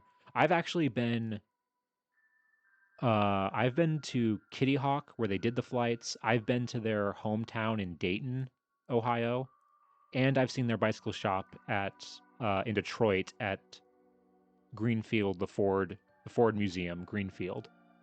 And I actually know like from that like going to all those places, I actually know a lot about the Wright brothers, and honestly, the Wright brothers are like one of my favorite historical figures. Because they did all of this, the whole finding flight thing and everything like that. They didn't do it for like, fame or fortune or anything like that or money. Like they were doing it because they were just passionate about it. Because how they made money was like, there's their bicycle shop. The whole flight stuff was just a side project, just a side thing that they were doing.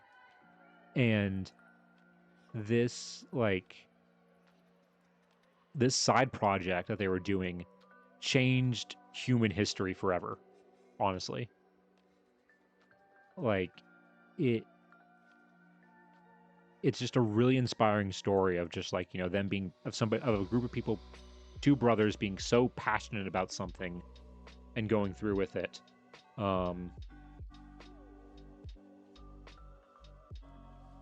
And solving these problems and everything.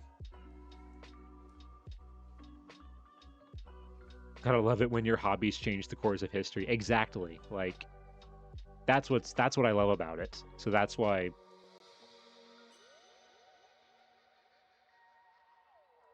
they're like one of my favorite historical figures and most inspiring like historical figures. Um but yeah. What else is on this page? I'll look at see what else is on this page maybe until is this the front page? No, page 8. Okay. The Green Bay Gazette. Oh, okay. National Citizens Bank. Ooh, lawnmowers. These are probably just like those old like push mowers that just are like a blade with wheels. Get the reliable and efficient Cladwell lawnmower. Light running, easy sharpening, and durable. 14-inch suburban ball bearing 4-blade mower. $4.50. Honestly, that's for 1910. That's decently expensive.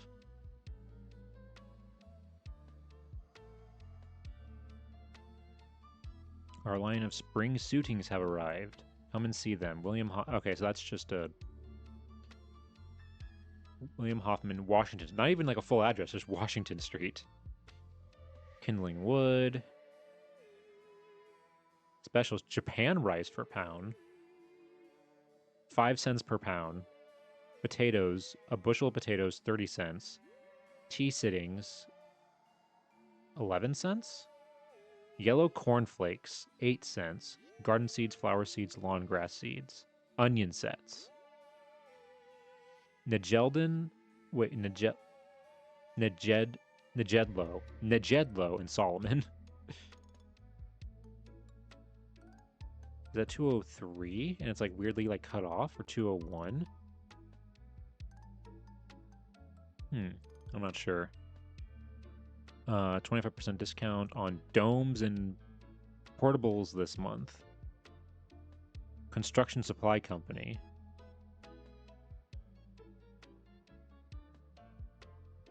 Athen Post. Old post office building. Ooh, here we go. High-class motion pictures, songs, and music. Change of program every day, afternoon and evening to today's program. Dorothy and the Scarecrow of Oz. Exploits of a Cowboy. Willy Boy gets his. Huh. The prettiest, best ventilated, safest, and most comfortable theater in the city. Admission 5 whole cents. Wow. 5 whole cents in in this museum. Or in this not museum, in this theater. What did I say, museum?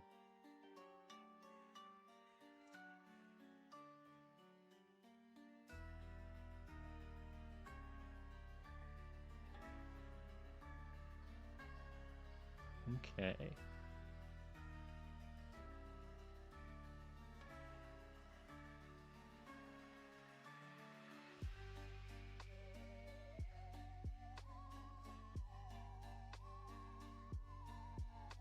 All right, so I think the ads are over now. So now that the ads are over, let's go ahead and move on to our next one. And forget this bad story. All right. Move on to the next one. All right, yeah. Okay, yeah, I saw I saw this title and I knew I had to pick it. Again, this isn't a fictional story. I'm pretty sure this is a real thing. American woman rents Great Ghost of England.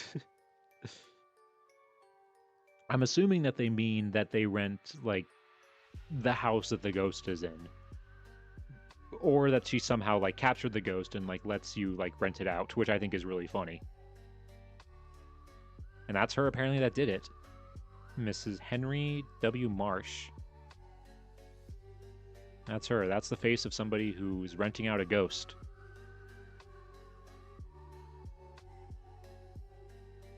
So let's see. All right, New York. Rented. One ghost, a real, genuine, historic ghost. One of the most exclusive ghosts in all tradition. None other than the ghost of Warwick Castle. Which, with all other appurtenances of that famous mansion, has just become the property for a term of years of Mrs. Henry W. Marsh of New York and Chicago. Mrs. Marsh hasn't seen the ghost yet, but she believes in him absolutely. She has lived in English castles before, and she declares they are nearly all haunted, and that she has actually seen one of these ghostly inhabitants with her own eyes. According to tradition, the great Earl of Warwick, who was known as the Kingmaker, is still uneasy in his mind because of the part he took in the dethronement of his former friend Edward IV, whom he had made king.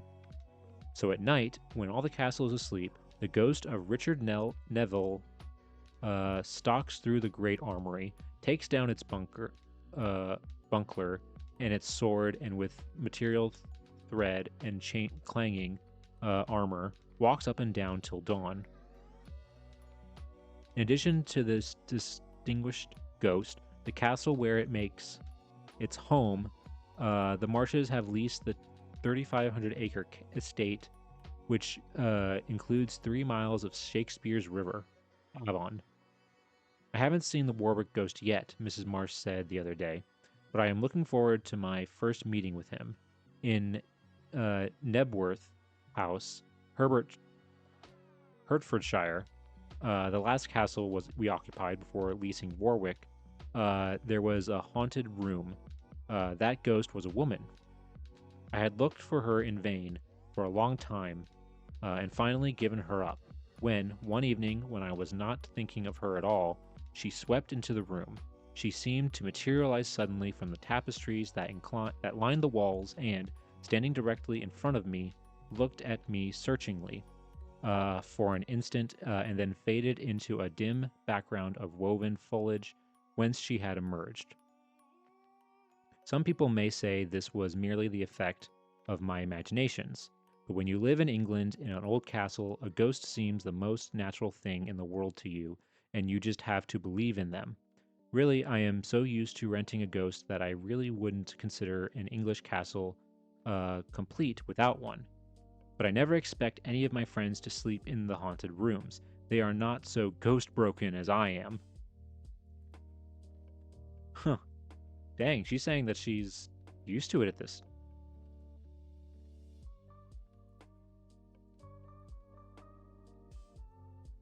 She's saying she's tough. Her other friends are wimps. They can't take it. She can take it. She wants that ghost.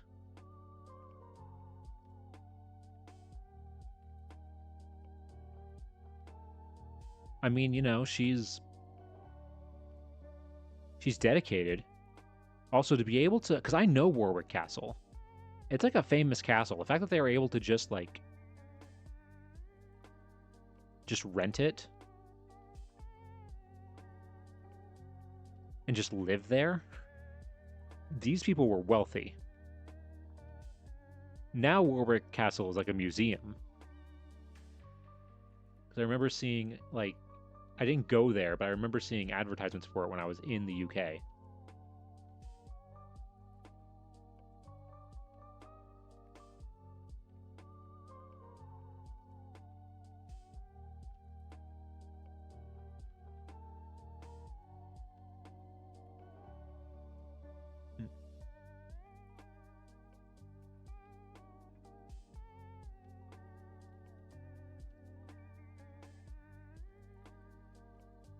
Alright, so that's that one.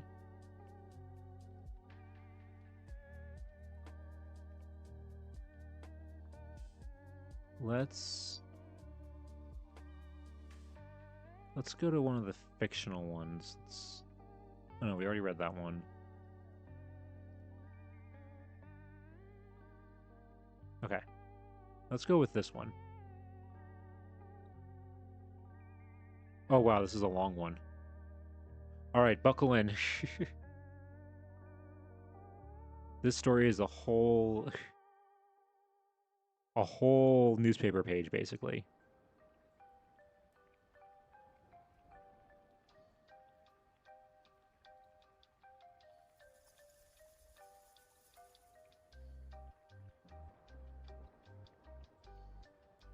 So this is The Ghost of San Miguel by Clarence E. Mulford, all the way from 1910.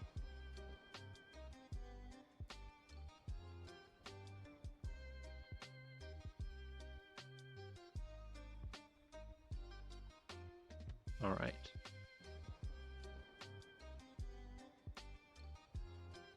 Ooh, sorry, my computer did like a little weird glitch thing right there. I just want to make sure. Okay, nothing changed on stream, so we're good.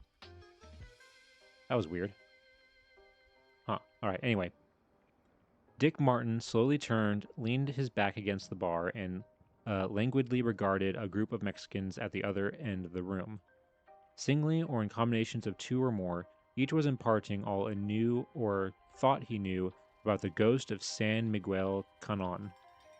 Their fellow countrymen, new to the locality, seemed properly impressed that it was the ghost of Carlos Martinez, murdered nearly 100 years ago at the Big Bend in the Canon,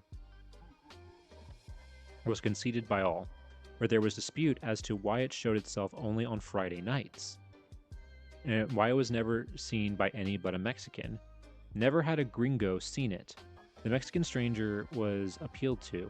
Did this not prove that the murder had been done by a Mexican? The stranger affected to consider the question. Martin surveyed them with outward impassiveness and inward contempt. A realist, a cynic, and an absolute genius with a Colt 45, he was well known along the border for his daredevil exploits and reckless courage. The brainiest men of the Secret Service, Lewis, Thomas, Sane, and even old Jim Lane, the local chief, whose fingers at El Paso felt every vibration along the Rio Grande, were not as well known, except to those who had seen the inside of government penitentiaries, and they were quite satisfied to be eclipsed. But the service knew of the ghost, as it knew everything pertaining to the border, and gave it no thought. Martin, once in a spirit of savage denial, had wasted the better part of several successive Friday nights in the San Miguel, but to no avail. When told that the ghost showed itself only to Mexicans, he had shrugged his shoulders eloquently and laughed so eloquently. A greaser, he replied, is one half fear and superstition, and the other half is imagination. There ain't no ghosts, but I know the greasers have seen 'em. If I have ever seen one and he keeps on being one after I shoot, I'll either believe in them or quit drinking. Huh. Is that where the term greaser comes from? Huh. He was flushed and restless with deviltry. His sixth glass always made him so, and tonight there was an added stimulus. He believed the strange Mexican to be Juan Alvarez, who was so clever that the government had never been able to convict him. Alvarez was fearless, and Martin, eager to test him, addressed the group with the blunt terseness for which he was famed. Greasers are cowards, he asserted quietly, and with a smile which invited excitement. The group was shocked into silence, quickly followed by unrest and words. Martin did not move a muscle. The smile was set, but between the half-closed eyelids crouched combat on his toes. The Mexicans knew it was there without looking for it.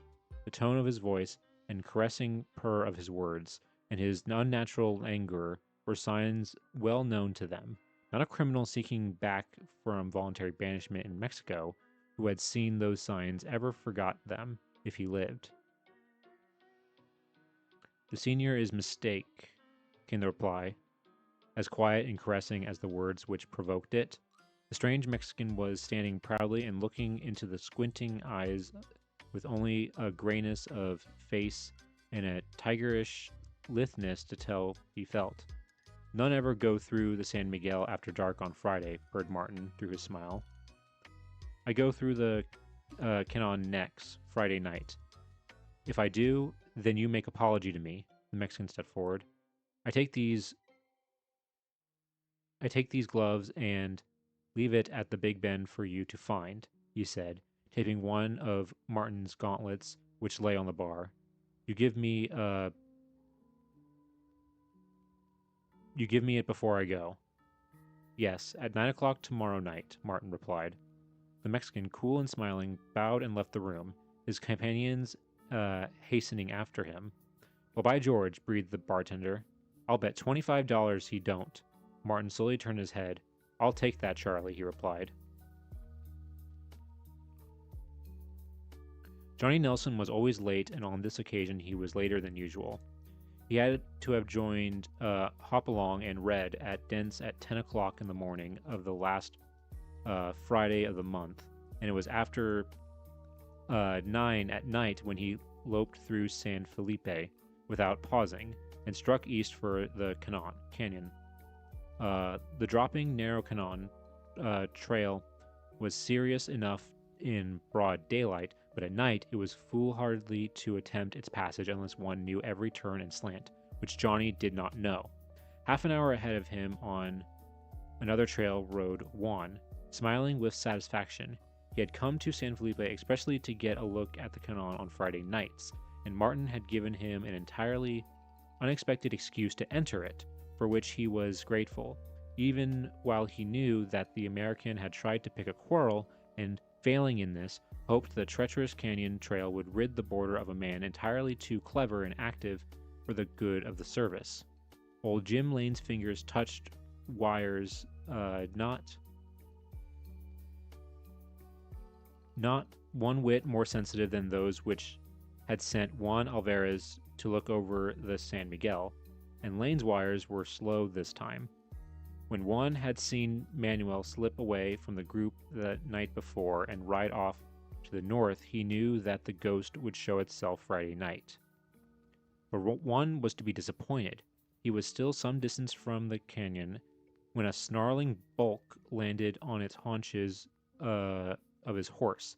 He jerked loose his gun, fired twice, and then knew nothing. When he opened his eyes, he lay quiet, trying to figure it all out. With a head that throbbed with pain from his fall, the cougar must have been desperate for food and to attack a man. He was attacked by a cougar. Huh. He moved his foot and touched something soft and heavy. His shots had been lucky, but they had not saved him, his horse, and a badly sprained arm and leg.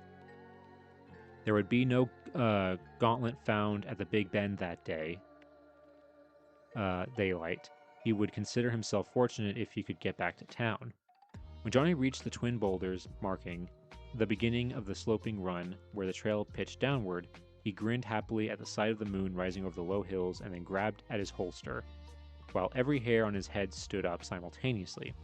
A wild, haunting, feminine scream arose to the quavering soprano and sobered away into silence. No words can adequately describe the unearthly wail in that cry, and it took a full half minute for Johnny to become himself. Again it arose, nearer and from a different point, and Johnny peered into the black shadows among the sharp ridge of rock, his Colt balanced in his half-raised hand. "You come poking around me and you'll get hurt," he remarked. "Come on out, Softfoot. The moon's your finish. We'll have it out right here and now. I don't want no cougar trailing me through that ink-black canyon on a 2-foot ledge." He thought he saw a shadow glide across a dim patch of moonlight, but when his smoke rifted, he knew he had missed. "Damn it. You got a mate round here somewhere," he growled. I have to chance it anyhow. Come on, Bronk. You're shaking like a leaf. Get out of this." When he began to descend into the canyon, he allowed his horse to pick his own way, while he gave all his attention to the trail behind him, in which one or two lithe cougars might be sinking on velvet paws. The horse scraped along gingerly, sending stones rattling and clattering down the precipice on his left to splash into the stream at the bottom.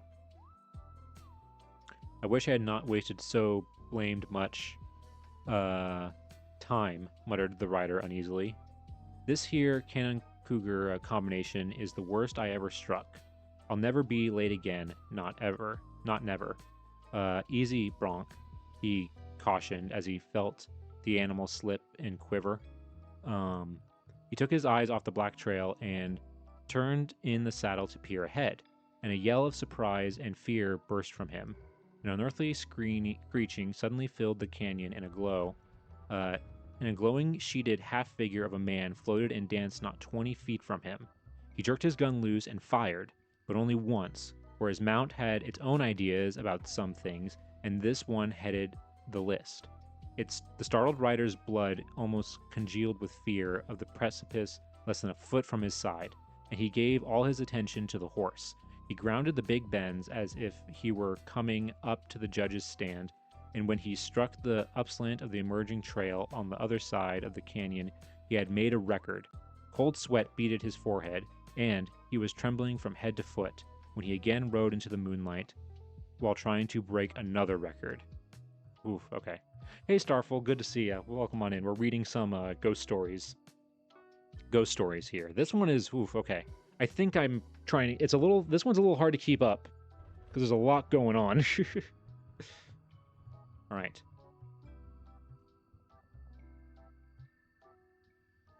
All right.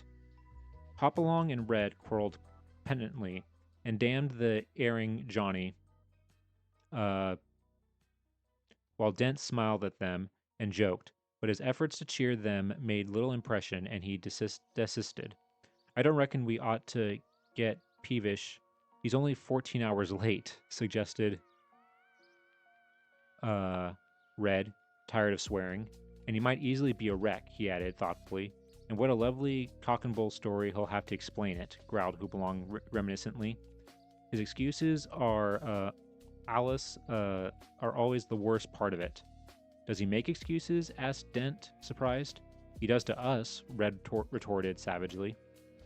There was a sudden uproar outside, fluent cussing, and the door opened with a bang, emitting a white-faced, big-eyed man whose left leg was jammed carelessly through the bottom of a cracker box.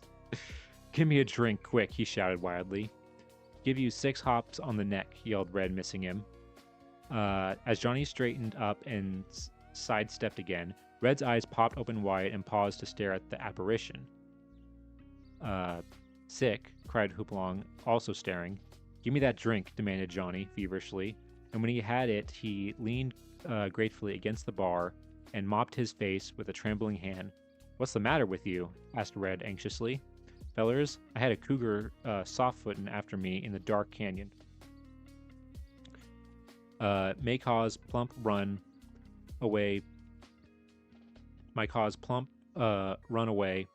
on the 2-foot ledge 100 feet up in the air, and I saw a ghost. There was a most respectful silence. Johnny repeated his frank statement, adding to it, a real screechin' flying ghost, and I am going home, and I'm going to stay there. Damn this border country anyhow. Jeez.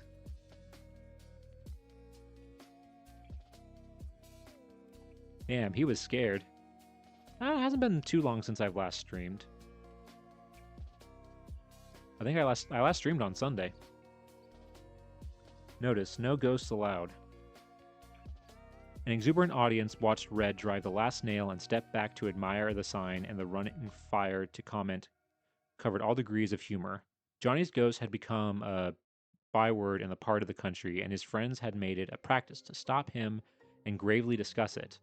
He had thrashed Wood Wright and been soundly thrashed by Sandy Lucas in 2 beautiful and memorable fights, and was only waiting to recover from the last effort before having the matter out with Rich Finn, and these facts were beginning to have the effect he strove for. Though Cowan still sold a concoction of gin, brandy, and whiskey, which he called Flying Ghost, and which he proudly guaranteed would show more ghosts per drink than any liquor Mexico could boast of, and some of his patrons were eager to back up his claims with real money. This was the condition of affairs when Hopalong Cassidy strolled into Cowan's and then forgot his thirst in listening to the story being told by a strange Mexican. It was Johnny's ghost, without a doubt, and when he asked a few casual questions, he was certain that Johnny had seen something. On the way home, he cogated upon it, and 2 points challenged his intelligence with renewed insistence. The ghost showed itself only upon Friday, and then only to greasers. His suspicious mind would not rest until he had viewed it from all sides, and his opinion was that there was something more than spiritual about the ghost of the San Miguel, and a cold, practical reason for it. When he rode into the corral at the ranch and he saw the sign, he swept his gloved hand upward in a rush, tore the Swimsley board from its fastenings, broke it to pieces across his saddle, and tossed the fragments from him. He was angry, for he had warned the outfit that they were carrying the joke too far, that Johnny was on the verge of a hysterical rage that might cause him to do something he would regret. And he felt sorry for the kid. He knew that Johnny's feelings were and he made up his mind to do some thrashing himself if the percussion did not stop. When he stepped into the bulk house and faced his friends, okay, we're about halfway. They listened shamefacedly to a 3-minute speech that made them squirm, and as he finished talking, the deep voice of Buck Peters endorsed the promises just made. For the foreman had entered the gallery unnoticed. The joke had come to an end. When Johnny rode in, he was surprised to find Hopalong waiting for him near the corral. and he replied to his friend's gesture by riding over to him. "What's up?" he asked. Whoa, that's weird. Just hearing the phrase "what's up" in like an old story like this feels crazy. That just feels like "what's up" just feels like such a modern phrase, but apparently it goes back farther.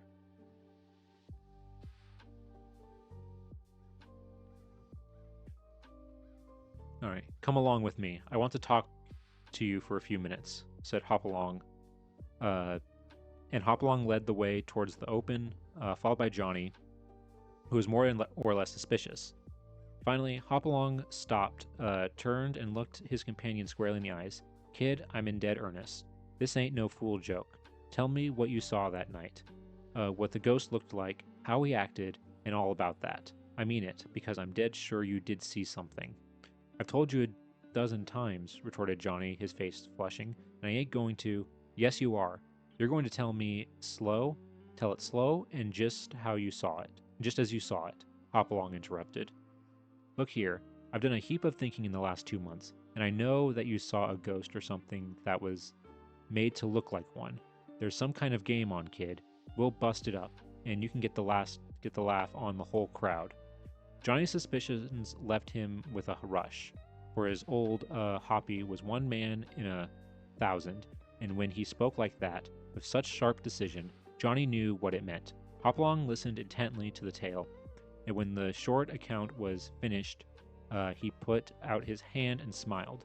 "We've all been fools except you. There's something crooked going on in that canyon, but you keep mum." It appeared that he was right. For several days later, Buck Peters drew rein and waited for a stranger to approach him. "Howdy? Is your name Peters?" asked the stranger, sizing up the foreman in one trained glance.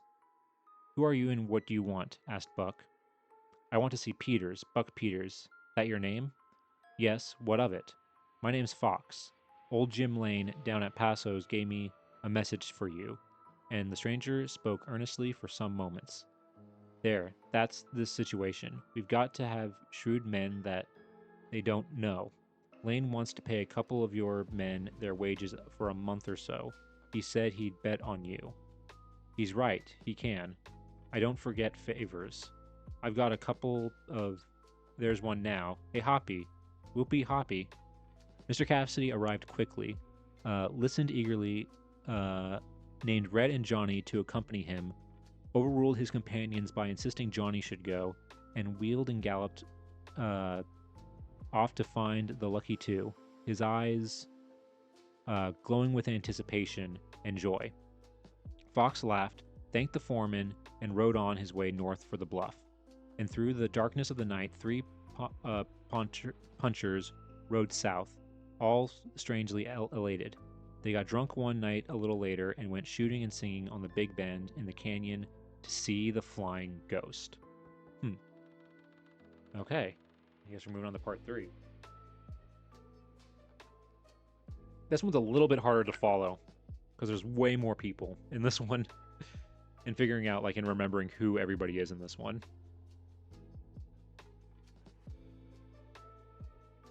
Juan Alvarez had not been in San Felipe since Dick Martin left, which was for a period of 6 weeks.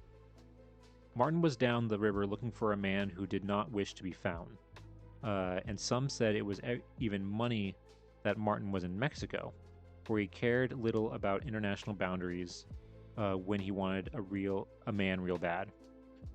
Monday morning, Martin returned to San Felipe, told the padre where he could be found if needed, and rode away. Friday afternoon, Manuel headed straight from a crevice near the wall of the canyon at the Big Bend, and, reaching it, looked all around and then dropped from sight into it. Not long afterwards, another Mexican appeared in the direction of San Felipe and also disappeared in the same manner. As darkness fell, Manuel reappeared with something under his jacket. And a moment later, a light gleamed at the base of a slender sapling which grew on the edge of the canyon wall and leaned out over the abyss. It was cleverly placed, for only at this one spot on the Mexican side of the distant Rio Grande could it be seen. The high, curving canyon walls further down screened it from anyone riding along the north bank of the river. Manuel placed his jacket over it twice, and then let it gleam steadily, and immediately an answering light twinkled 3 times far to the south. Manuel covered the lantern again, picked it up, and went back to the crevice, where he was swallowed instantly. From a pile of debris and boulders not far from the crevice, Dick Martin saw the whole thing and smiled when the second light answered. He made no move, but allowed Manuel to disappear and without a trace of emotion. Cassidy was right in every point. I hope he won't be late, he muttered, and settled himself more comfortably, smiling again at the moon pushed its rim at the hills at night. Hopalong was not late. As soon as it was dark, he and his companions stole into the canyon by the trail, which led to Dents, and made their way cautiously toward the Big Bend, which they gained without mishap. Johnny was sent up to a place they had noticed at the time they had rioted down to defy the ghost. He was to stop anyone trying to escape up the San Felipe end of the trail. And his confidence in his ability to do this successfully was exuberant. Hopalong and Red slowly and laboriously worked their way down the perilous path leading to the bottom of the canyon, forded the shallow stream, and crept up the other side, where they found cover not far from the wide crack in the canyon wall. Upon the occasion of their hilarious visit, they had observed that a very faint trail led along the edge of the stream and to the crack, and they cogitated upon it deeply.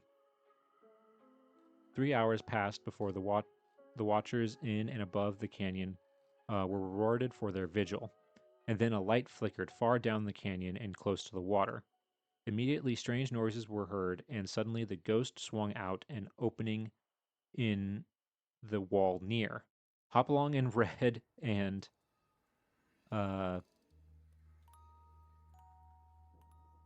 who? Wait, hold on. Hopalong and Red and Dan. Oh wait. Oh, sorry. Okay, I thought it's not. This sentence confused me because it was split like this. It's not listing another person. It's saying what's happening next. I get it. Ghost swung out of the opening in the wall near Hopalong and Red, and danced above their heads, while the shrieking which had so frightened Johnny and his horse filled the canyon with uproar and sent Martin wriggling near to the crevice he was guarding. The noise soon ceased, but the ghost danced on, and the sound of men toiling and stumbling along the rocky edge of the stream became more and more distant. 4 were in the party, and they all carried heavy and bulky loads on their backs, and grunted with relief and pleasure as they entered the opening one by one.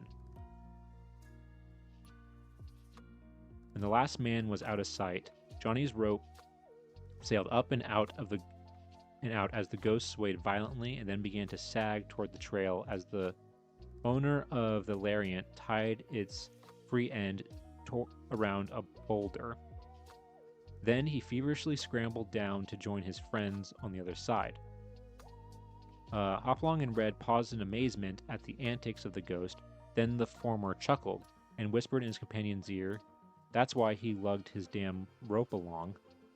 He's just idiot enough to want a souvenir and plaything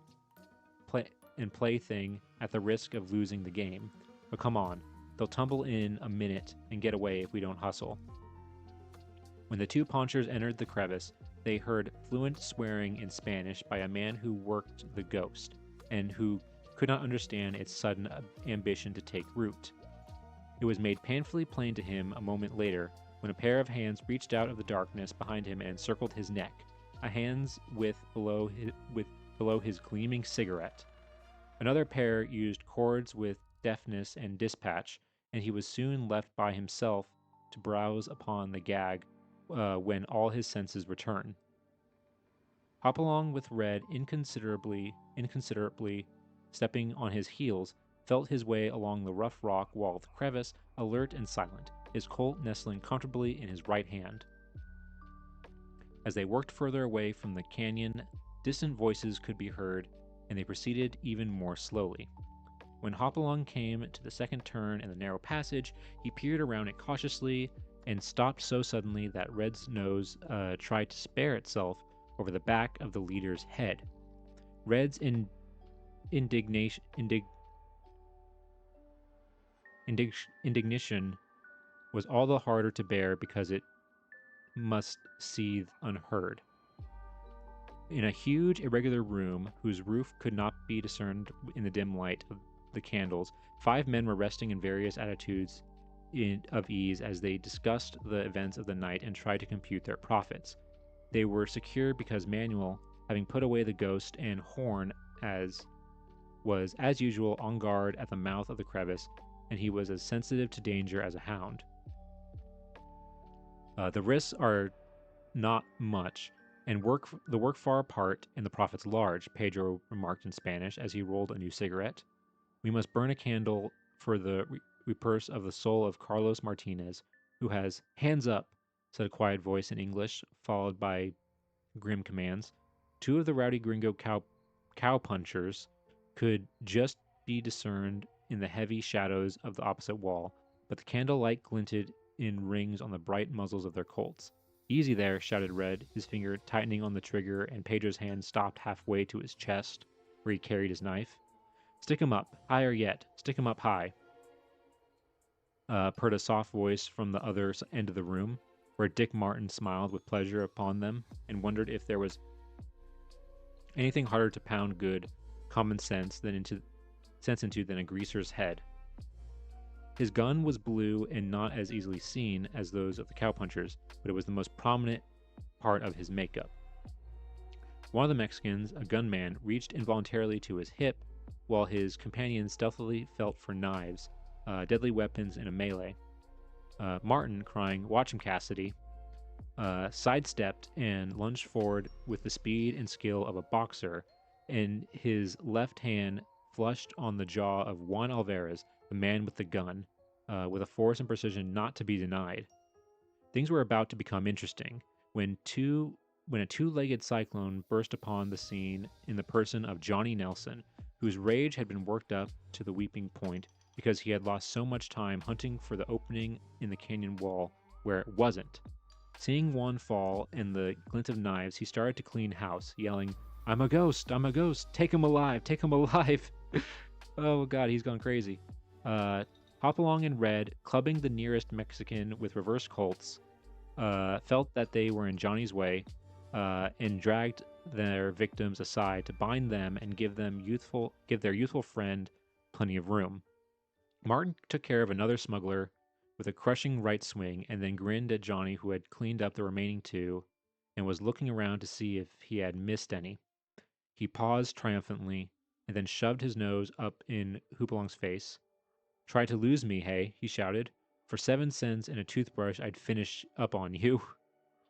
Red grabbed him by trousers and collar and heaved him into the passage. "Get out of here and play with your souvenir, or Hoppy'll step on you." Johnny sat up, felt of himself, and grinned. "I've got it all right. My rope's on it. I'm going to take it back home with me and make somebody eat it." Dang. "And I'm going to take Alvarez to Paso and feed him to the jail, along with the others," laughed Martin, whose promotion was now assured. "Jim Lane knows of 3 good jobs that are vacant in the service," he suggested hopefully.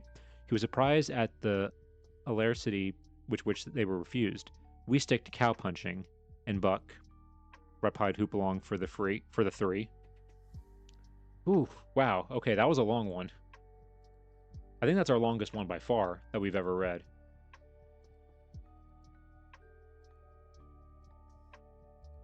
That was a wow. That one, it was almost like there were too many characters. There were too many people to keep track of with this one, honestly. It was a lot harder to follow than the other ones.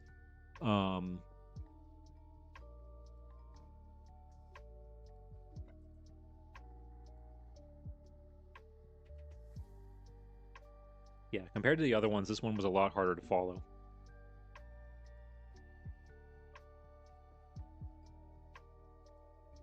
And I want to know, they don't really go into it. They don't go into how the ghost like worked. Just that somebody else was like puppeting it, but it was flying? How was it? Was it because they were like higher up in the canyon and they could like control it that way. I don't know. I don't know how it worked.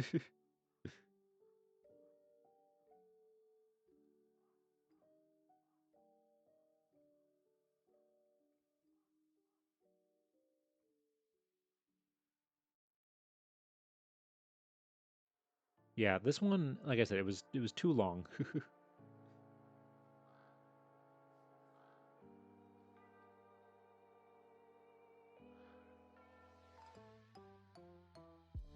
All right. I'd give it like a 6.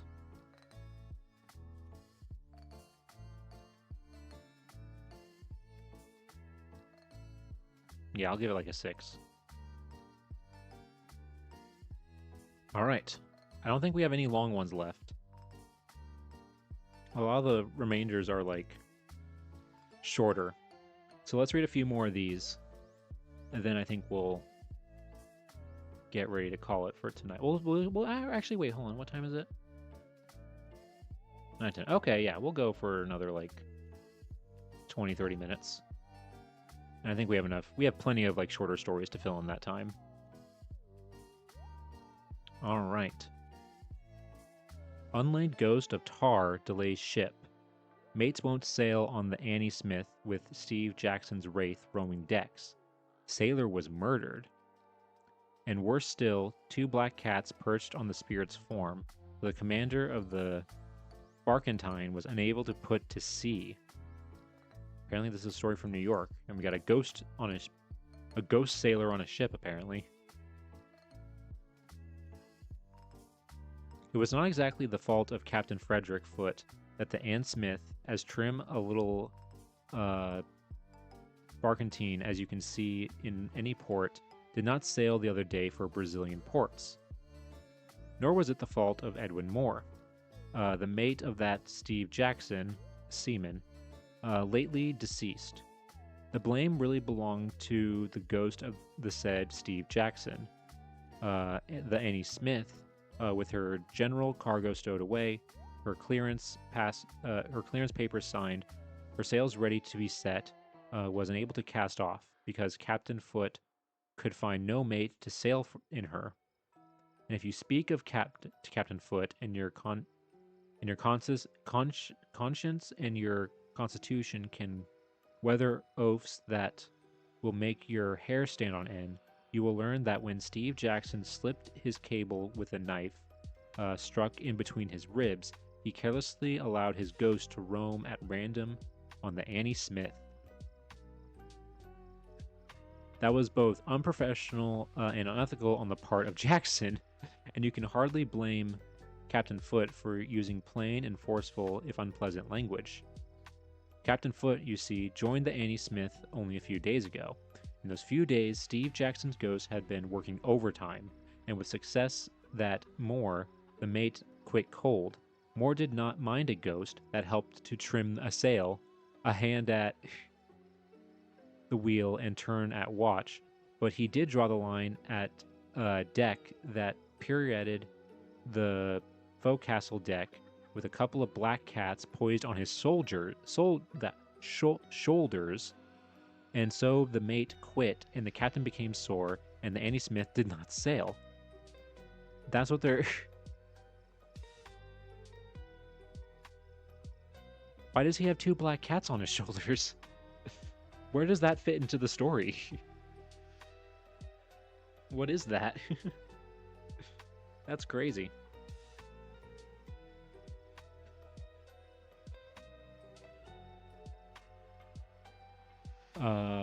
It was 5 years ago when the Annie Smith was bound for the east coast of Africa that Steve Jackson gave up the ghost. The night they committed Steve's body to the deep, with only a dead weight of iron to keep him company, the seaman's ghost appeared to the mate. Moore was at the wheel, eyeing the fluttering of the topgallant sail, and the wind showed signs of shifting. When he heard Steve's voice say, "Good evening, mate," he looked in the direction whence the voice came, and there, sitting on the starboard rail, was Steve's ghost, dressed just as Steve was dressed when he signed on the grim ship Death. The mate answered him, but though the ghost remained there, he did not utter another word until after an hour, and then he said, "All's well," and disappeared. Damn, he just stared at him for like an hour? That is actually pretty scary. And then, like, replies, like, way later, like, super delayed. Like, Ghost has, like, bad ping then, I guess. His lag. Steve Moore, or Moore soon became used to Steve's ghost, which appeared morning and night and greeted him, and which said all's well whenever a storm arose. But after 3.5 years, the ghostly visitor became too much for Moore, and he left the Annie Smith. A year ago, however, he shipped again in the Barkentine, and there was a great little reunion on the first day that the mate took the wheel. "Morning, mate," said the ghost. "Hello, Stevie," quoth Moore, as was his wont. Well, I hear and you's been away a powerful long time," grinned the ghost. "Glad to see you again, Steve," went on Moore. "And say, Steve, just go for to the jib halyards and hoist the jib." Sure enough, Steve Ghost hoisted the jib, and coming back, touched his hat, cried all's well, and vanished. But the other day, the ghost got on Moore's nerves, for if there is one thing that the mate is afraid of is a black cat, and next to that 2 black cats, and Steve's ghost appeared to Moore with a black cat on each shoulder. Moore went to Captain Foot. "See here, Captain," said he, "I'm through. Ghost is my middle name, but black cats don't go." Dang, he straight up couldn't handle cats. He could handle a ghost visiting him every night, but as soon as cats get involved, I don't know, maybe he's allergic or something. I do hate the superstition that like goes along with like black cats. I mean, I love black cats. If I had a cat, and I do eventually one of these days want to get a cat because I grew up with cats, I love cats, I would probably get a black cat and name him either Gigi or Salem. One of the two.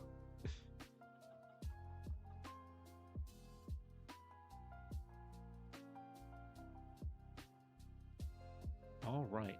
So that was this one. All right. I wanted to read this one. It's possible to make ghosts walk. A modern ghost of the living. Because I think this one is talking about kind of like clairvoyancy stuff, which is kind of interesting. Like stories of like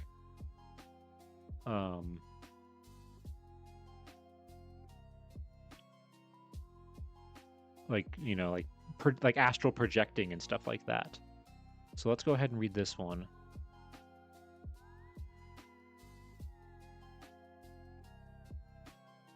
London, September 12th. Can you make your ghost walk? This question is not asked in a spirit of levity. It is suggested by an interview with Sir Oliver Lodge, whose psychic experiments have convinced him that living persons can make their spirits appear to other persons, regardless of distance. And Sir Oliver is not a harebrained visionary, but a hard-headed scientist and mathematician.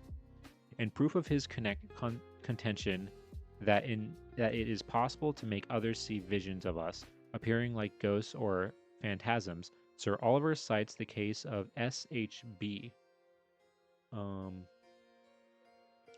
This young man, one night before he went to sleep after reading of this mysterious power of the human will, determined with his whole force of his mind to be present in the spirit in the room of 2 women friends.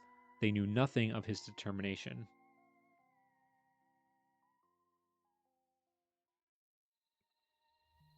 At 1 o'clock in the morning, both women were awakened by the feeling that there was somebody in the room. Both were awake and saw the apparition or spirit, the ghost of their friend, dressed in an evening suit, walking about the room. The ghost did not speak to them and seemed to fade away through a closed and locked door. Meeting the man a few days later, the young woman spoke of seeing him that night. They had been terribly frightened. Several times after that, he tried it again, never telling them the time when he would make his ghost walk through their room, and never giving them a clue in his questioning afterwards. But always they told him of the time they saw him in his ghostly form. He could not make his ghost uh, appearance to others, nor could he appear before those two women during his waking hours. Seldom was the effort tried, for each time it left the women frightened and prostrated. Each time the man would go to sleep, willing his spirit to appear before the women at a designated time.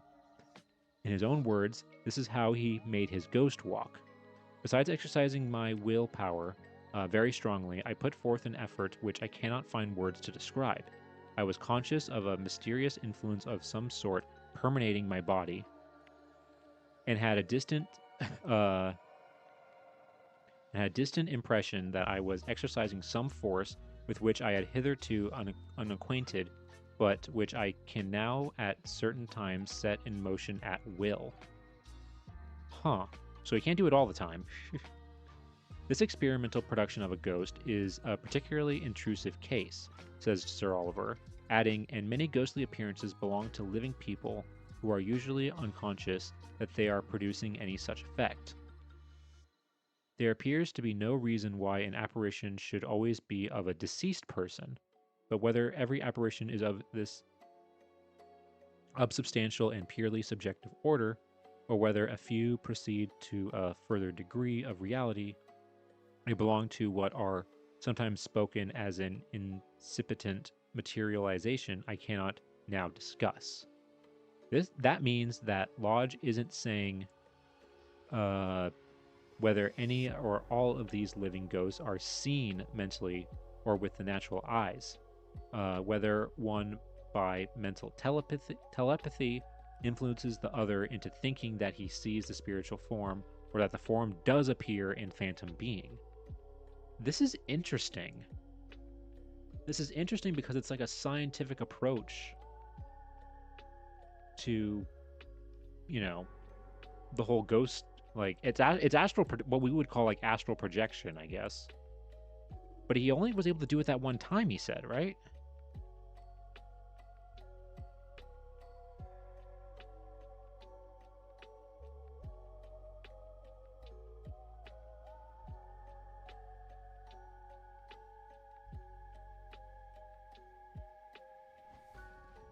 Huh. Oh wait, no, he was able to do it for those girls again. He could not make his ghost appear to others, nor could he appear before those two women during the waking hours. So it has to be at night, of course, when your brain's not working right. Huh. Okay. And this is the illustration for it, where he's just, yeah, like, just creeping on them as they're sleeping. And then there's two other stories here I just noticed, like two little tiny stories. So let's read those real quick. Mrs. E.H. Elgie, Bedford, England, reports to the Society for Physical Research this strange tale. While in Cairo, Egypt, I was occupying a room in a hotel with Miss D. During the night, I was awakened by a strange feeling that somebody else was in the room. I sat up in bed and saw a man whom I knew to be in England at the time. I asked him, "Good gracious, how did you come here?" So clear was the figure that I noted every detail of his dress. He seemed to come nearer to me when he suddenly pointed across the room, and on my looking around, I saw Mrs. D sitting up in her bed, gazing at the figure with an expression of terror. The apparition of my friend then faded away. 4 years later, I met this same man and asked him if he could remember where he was that particular night and what he did. Consulting his diary, he told me that he was then trying to decide if an appointment offered, decide on an appointment offered, and that he had written a letter to me asking for my opinion, but had destroyed it the next day when he realized that I was too far away to answer in time. Huh. Interesting.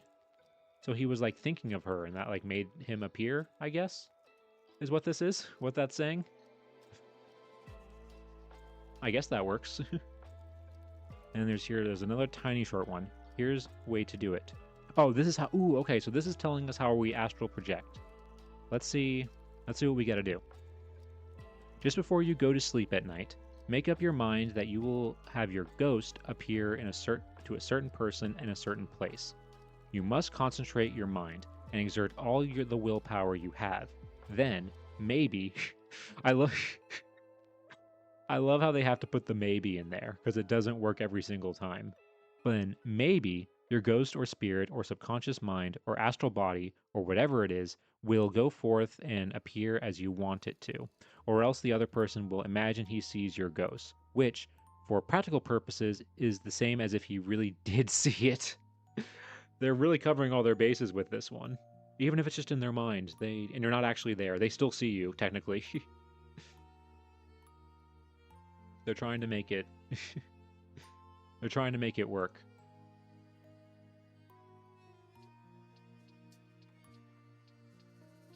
Wow. Alright, that's everybody's homework tonight. Everybody's homework tonight is that you gotta try and astral project. Astral project really hard, and maybe we can prove if this works or not.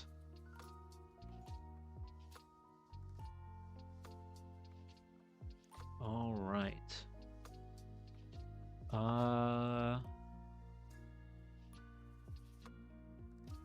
Let's do...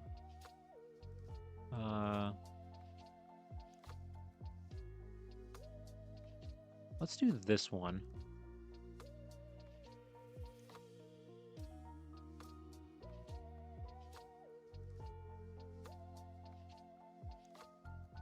Ghosts in Court by Frederick J. Haskin.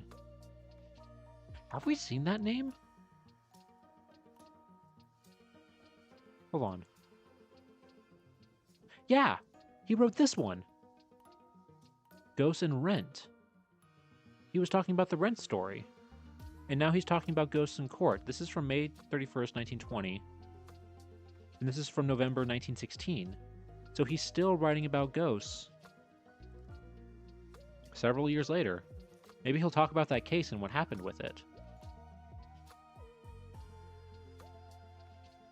Alright, Ghosts in Court. Let's see how they're used in the court system. A man is accused of beating his wife to death and is brought before a high tribunal for trial. Judge and jurors and audience sit and listen in silence while the ghost of the dead woman testifies that she herself procured the iron bar with which she was killed, that she had intended to kill her husband with it, and that he had great provocation to kill her. This sounds like a story of olden times. It might have happened in any of the great ages of superstition when men believed in the supernatural even more than they did in the natural. Back in the 17th century, for example, our ancestors used to throw an accused witch into a pond to determine whether she was innocent or guilty.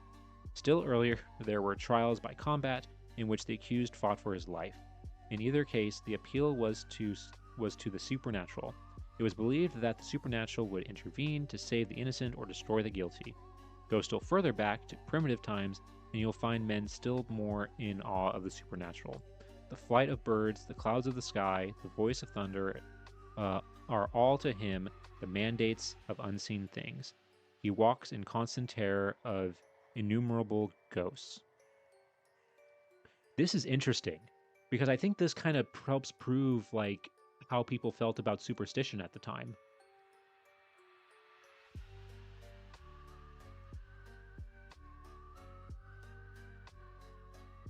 Because he says here, like, like this sounds like a story of olden times, happened in the great ages of superstition when men believed in the supernatural even more than they did in the natural. So they're like, it's kind of like they're seeing themselves today in like 1920 as like, oh, we don't believe in any of that stuff anymore. We are men of science. We are men of progress. We don't believe in any of that stuff. That's what it feels like they're saying here, which is interesting.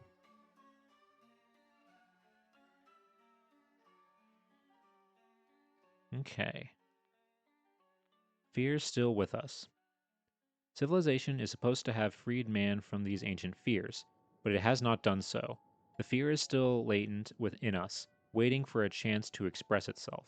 For example, the incident related above happened not in the Middle Ages or in a fairy tale, but in the Supreme Court of the District of Columbia a few days ago. The dead woman's mother testified that she had gone to several mediums, had conversed with the ghost of her daughter, and had so gotten the daughter's story of what happened. Still more astonishing, she testified that an assistant United States attorney had advised her to consult mediums. When you take this in connection with the fact that the Supreme Court evidently listened to the ghost conversation as part of the testimony, you cannot blink at the conclusion that a ghost has been admitted to the Court of Justice in the United States. Huh. Of course, the whole question of spiritualism is here involved.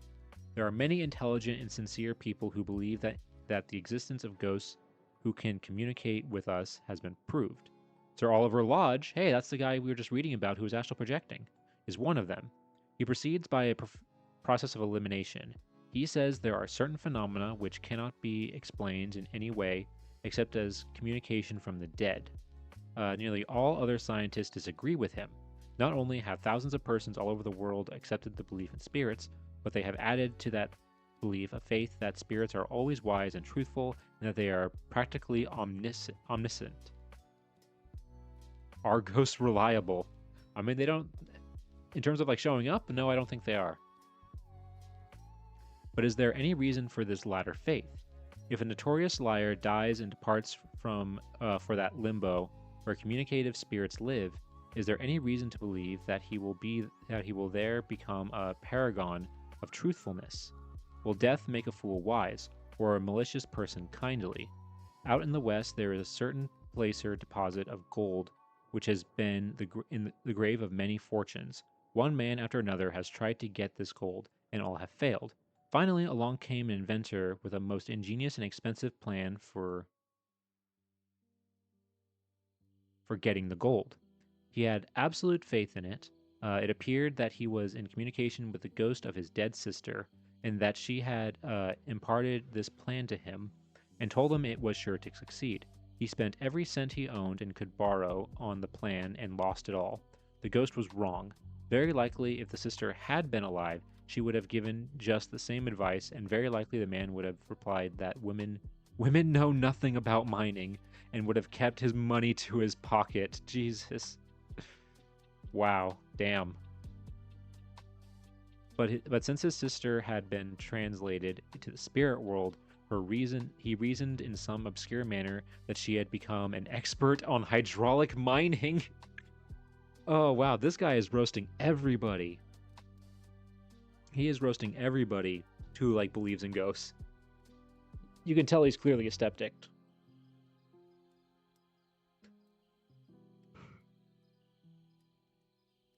Alright, are not infallible.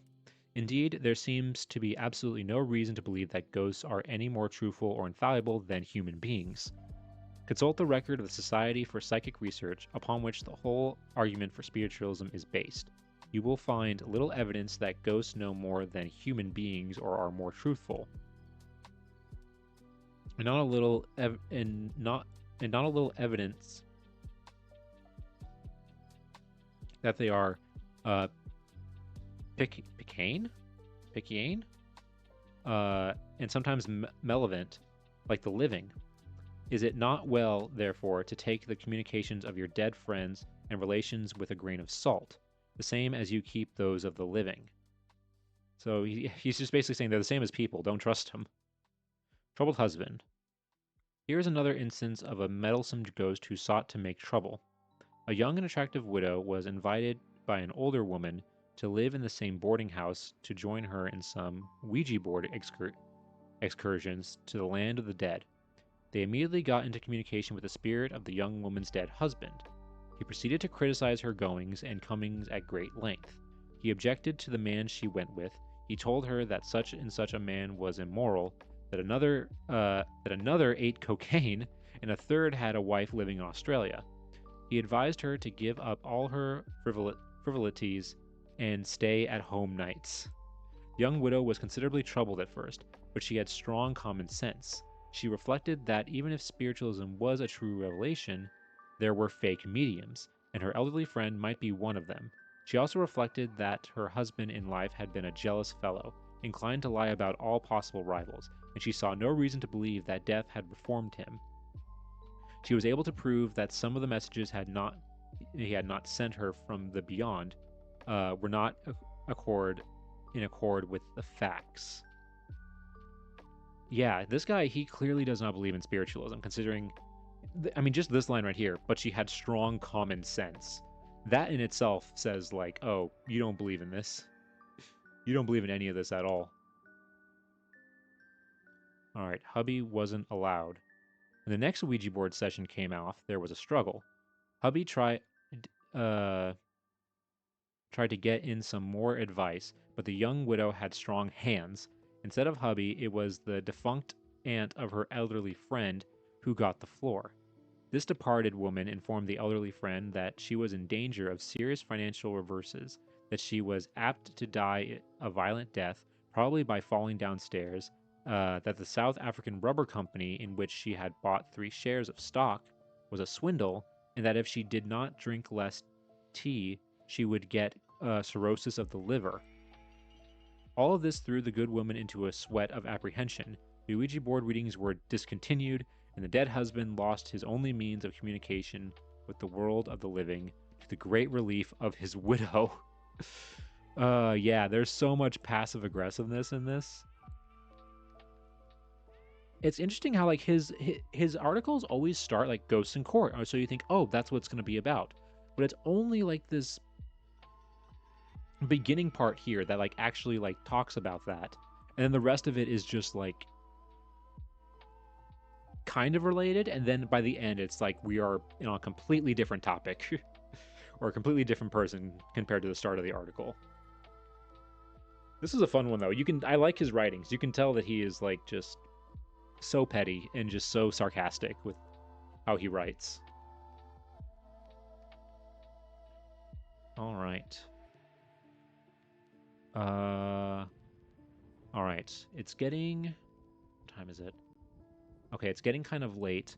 Let's read this short story real quick. I think we're going to call it there tonight. But we've had a lot of good stories tonight. Resort for Ghosts is destroyed by fire. Old stone house burned and handsome spook is routed by the fire. Dang, I guess they lost their home. Philadelphia. A favorite resort for ghosts has been burned. It was known as the Stone House and was built by Stephen Girard 150 years ago.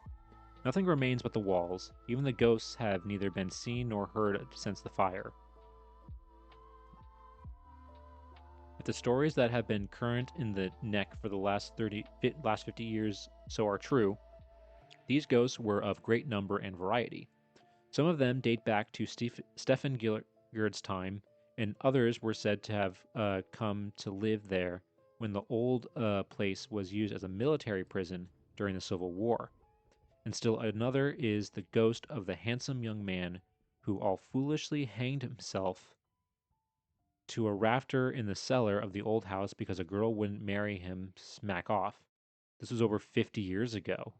Damn, did they say foolishly hanged himself? Damn, what an insult.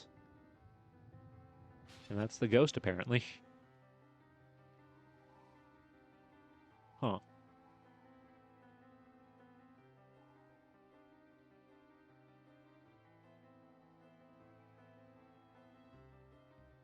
The ghost of this handsome young man is the most popular one and the one most often seen by the children of the section. His is the story most often told, too, and there are old-timers still living within a stone's throw of what remains of the stone house, who can tell it so terribly well as to make any child's blood feel exactly like soda water, and to fetch to your ears the very creak of the rafter that groaned under the swinging body, while the pretty young girl that the handsome young man had the streak on was off gaily dancing with another fellow. Ooh, that is a creepy way to say it. Both the fire got it, the stone house, or before the fire got it, the stone house was familiar in the daytime as a magnificent rambling pile of gray stone. Its windows were all battered out years ago, and to the children who passed that way in the dusk of the evening, and to some of the older residents too, it had the appearance of a living thing that had something terrible ailing its eyes, and what was worse, something terrible on its mind. It had been untenanted for it had been untenanted, but for the ghosts, of course, for many, many years. The last to occupy it before it was finally and absolutely deserted was a blacksmith who risked working there in the daytime. He rigged up a bellows and shoed horses in the room that Stefan Gerd had fussed up for his main parlor. And there was something sort of uncanny, they say, about the sight of a horse walking in through the front door of that was once the finest mansions in all of the city. Huh, that is wow. Yeah, building a giant fancy mansion and then only to have like have horses come through eventually. That does sound like an insult, especially back then when these people who were like wealthy and saw themselves as like a higher class. Even the blacksmith had to beat it after a time. The ghost didn't like the noise about, the children said. They just sort of got after the blacksmith, and he had to pack up his tools and go away. After that, there wasn't a soul who would risk more than a few minutes in the stone house, and they always came out in a hurry, asking if you heard that, meaning queer noises. Sometime before the war, a widow moved into the stone house, and with her went to live her handsome young son, which brings us to the story. None other than he, uh, none other was he than the handsome young gentleman whose ghost the children of the neck are certain is looking sadly for a new home. To the last, the stone house was the property of the Gerard estate. Lacking another name, it got to be called the Stone House. Stonehouse Lane was named after it in turn. Wow. Some of this was actually kind of creepy. Like describing the hanging body and stuff like that. That was actually pretty good. I like that one. And who knows if it was true? Probably not. I mean, this probably was a real house, but I guess they didn't have any information at the time of like what caused the fire, and they probably didn't know what caused the fire. Maybe somebody just like an arson came through and like lit it on fire, probably, or maybe someone was trying to live in there, or maybe it was the ghosts that lit it on fire. Ooh, all right, but I think that's where we're gonna. This is the last story I think we're gonna have tonight. But we had some good ones. I think my favorites that we read. This one. This one was really good. Where the guys meet the two girls. And this one about the ghost like punching people. Yeah. I also really like the one about like the couple that were like both pretending to be ghosts. It honestly read like a modern fan fiction. But yeah, these were some good ones. But yeah, so let's go ahead then. Let's head back to the office.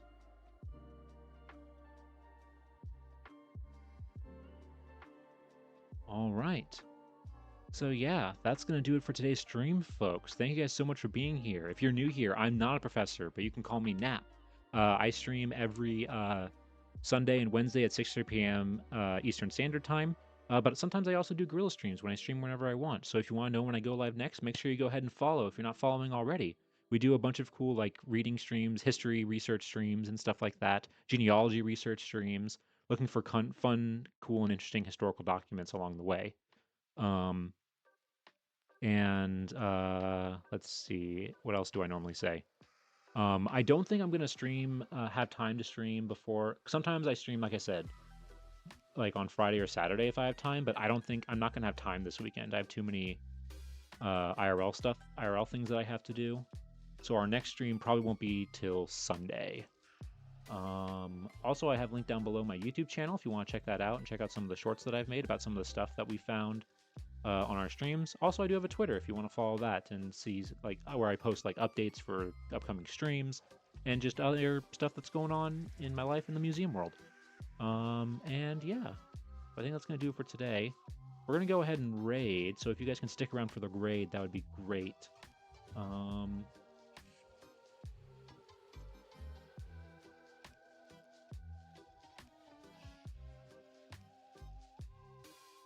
right, let's see. All right. We are going to go ahead.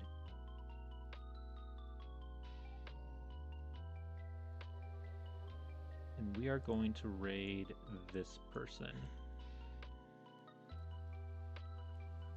All right. Here we go. We are raiding Hera Ray Soul. She is actually she's a VTuber, but she also, like me, works in the museum field. Which is crazy that there's somebody else who's also a VTuber that like also works in the museum field. So we're gonna go ahead and raid here. So we're gonna go ahead and get a raid message going.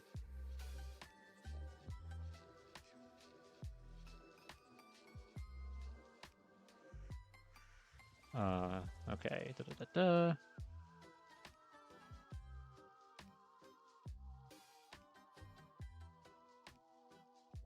So that'll be the one for subscribers.